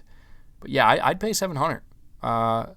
Beyond that, I mean, that's pushing it, man. Like, because then I start to think, like, man, like, I should be able, for this price, I should practically be able to get 2 consoles, but I don't want to say just any price, because I feel like that's a little bit, come on, like, everybody has their limit. Who am I kidding? I'd probably play anything. I'm sitting here trying to be, like, fair, but I'm like, no, I'd pay anything. Let's see, JD Gamer once again, appreciate the super chat. You've been a big support today. You say, my Pro isn't going to disappear when I get an Xbox Series X. And you do bring up a good point. I mean, like, there will be a lot of cross-gen games, I mean, I assume you're making it sound like you're going to get an Xbox Series X and not a PS5. I'm assuming that's what you're saying. And you're right, it's not going to disappear. I mean, if Sony does have any cross-gen exclusives, if they do, there you go. even if the Xbox has better performance, they don't have good games. I mean, I kind of agree with that, honestly. Like, I'm not saying that their games are bad. I'm not going to say that. I mean, some of their games are not good, but you could say that about every platform. But what I will say is they haven't had those games, like we just talked about. Xbox has not had those must-have games. Keywords, must-have. So that's why I think it's going to be such a big deal with what Sony does. So, let me see here. What else you guys saying? Somebody says that's my month's rent. Yeah, for some people, if they go above 500, which they won't. All right, let's get something straight. Sony will not go above 500, but if in another realm they did, some people just, no matter how much they want it, they would have to wait or save up for it. Doug says, I keep telling people, even if the PS5 is at 9.2 T-flops, it's still going to hit those benchmarks as far as when it comes to 4K 60 FPS. You're probably right, yeah. And that's where it's going to be a matter of like what little extra bells and whistles will each console offer. That's where you talk about the difference between raw power versus having like better performance and stuff like that.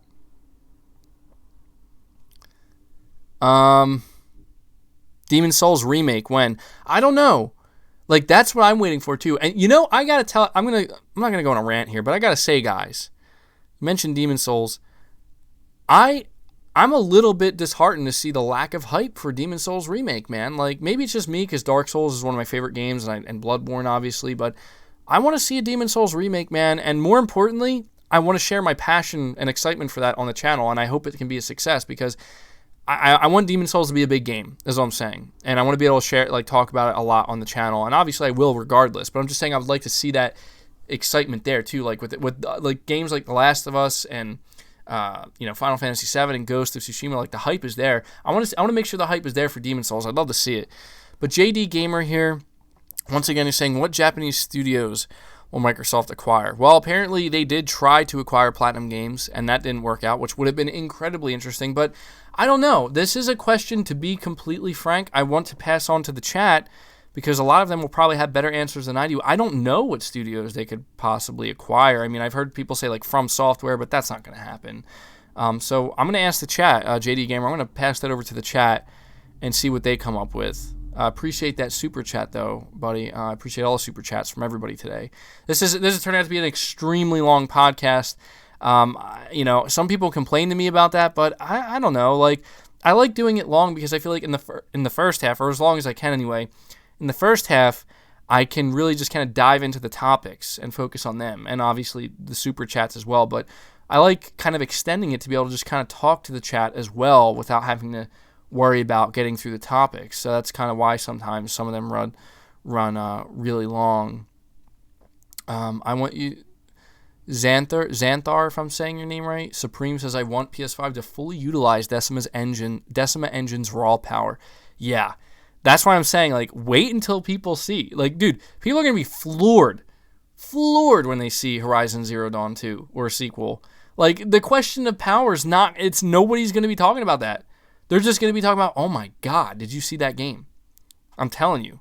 Like, once they see it, 2.5 hours now. MBG is bursting with energy. Yeah, I had like 6 cups of coffee, guys. Nah, I had my normal amount of coffee. I'm just feeling energetic today. Carlos Crespin said the best looking games this gen came from the 1.8 T-flop console. Sony knows how to do more with less. No one should be worried about 9.2. And you do bring up a very poignant point here. That's a weird way of saying that. A very good point is what you bring up. And I do think that when it comes to Sony's games, there's no question. It doesn't matter how it doesn't matter how powerful the PS5 is going to be. Sony's studios are going to work magic when it comes to what you're going to see visually. The big question that people bring up that it's going to be interesting, and it is a little bit of a mixed bag, is third party. Like, what are we going to see third party wise? What's the difference going to be? Is there going to be a difference? Maybe not. All right, so we'll do JD Gamer. Expect the 9.2 T-flop PS5 to be equivalent to a mid-grade PC with medium settings, and expect Xbox Series X to be equivalent to a high-end PC with high ultra settings. We'll see. It'll be.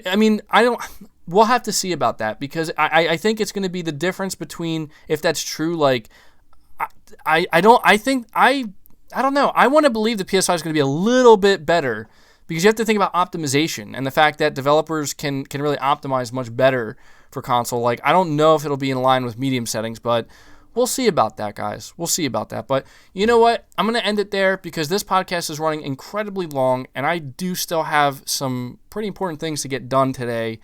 And so this is where I'm going to end it, and I'm going to ask everybody, we have 355 people still watching. Before you head out, do me one last big favor, hit that like button. It would be great if we could cross 500 likes before, this is all said and done, and hopefully maybe even cross 1,000 likes once, the video's out there and everything. But I really appreciate you guys spending your time here today with me, hanging out, bringing those really good questions. That's what I love. Hopefully next week we'll have just as many good questions. Hopefully there'll be some big news this week, and there's going to be some, regardless if it happens this week, there's going to be some big things happening very soon. So I want to thank everybody once again for your support. For everybody who is a member of the channel, who has joined the channel, if you're showing up late here, I did do a name read at the beginning to shout you guys out, but I want to thank you once again. Anybody who gave a super chat and had some questions or just wanted to give a super chat in general, really appreciate that. And all the support here on the channel, it really goes a long way. And I'm going to try my best to have these podcasts a little bit more early, at least where I'm at, so I can bring this type of energy and, people can have a better time listening after the fact as well. And then one last time here, Mr. Hamster, say see you next week, man. Sounds good, buddy. I will see you next week as well. And I can't wait to see that game on Dreams that you're making. So you let me know week over week how it's progressing. And when it's finalized, you tell me about it and I will search for it. And maybe one day we'll do a stream on it. But all right, guys, I hope you enjoy the rest of your day. And, once again, hit the like button, and I'm out of here. So, as I always say, until next time, guys, take care.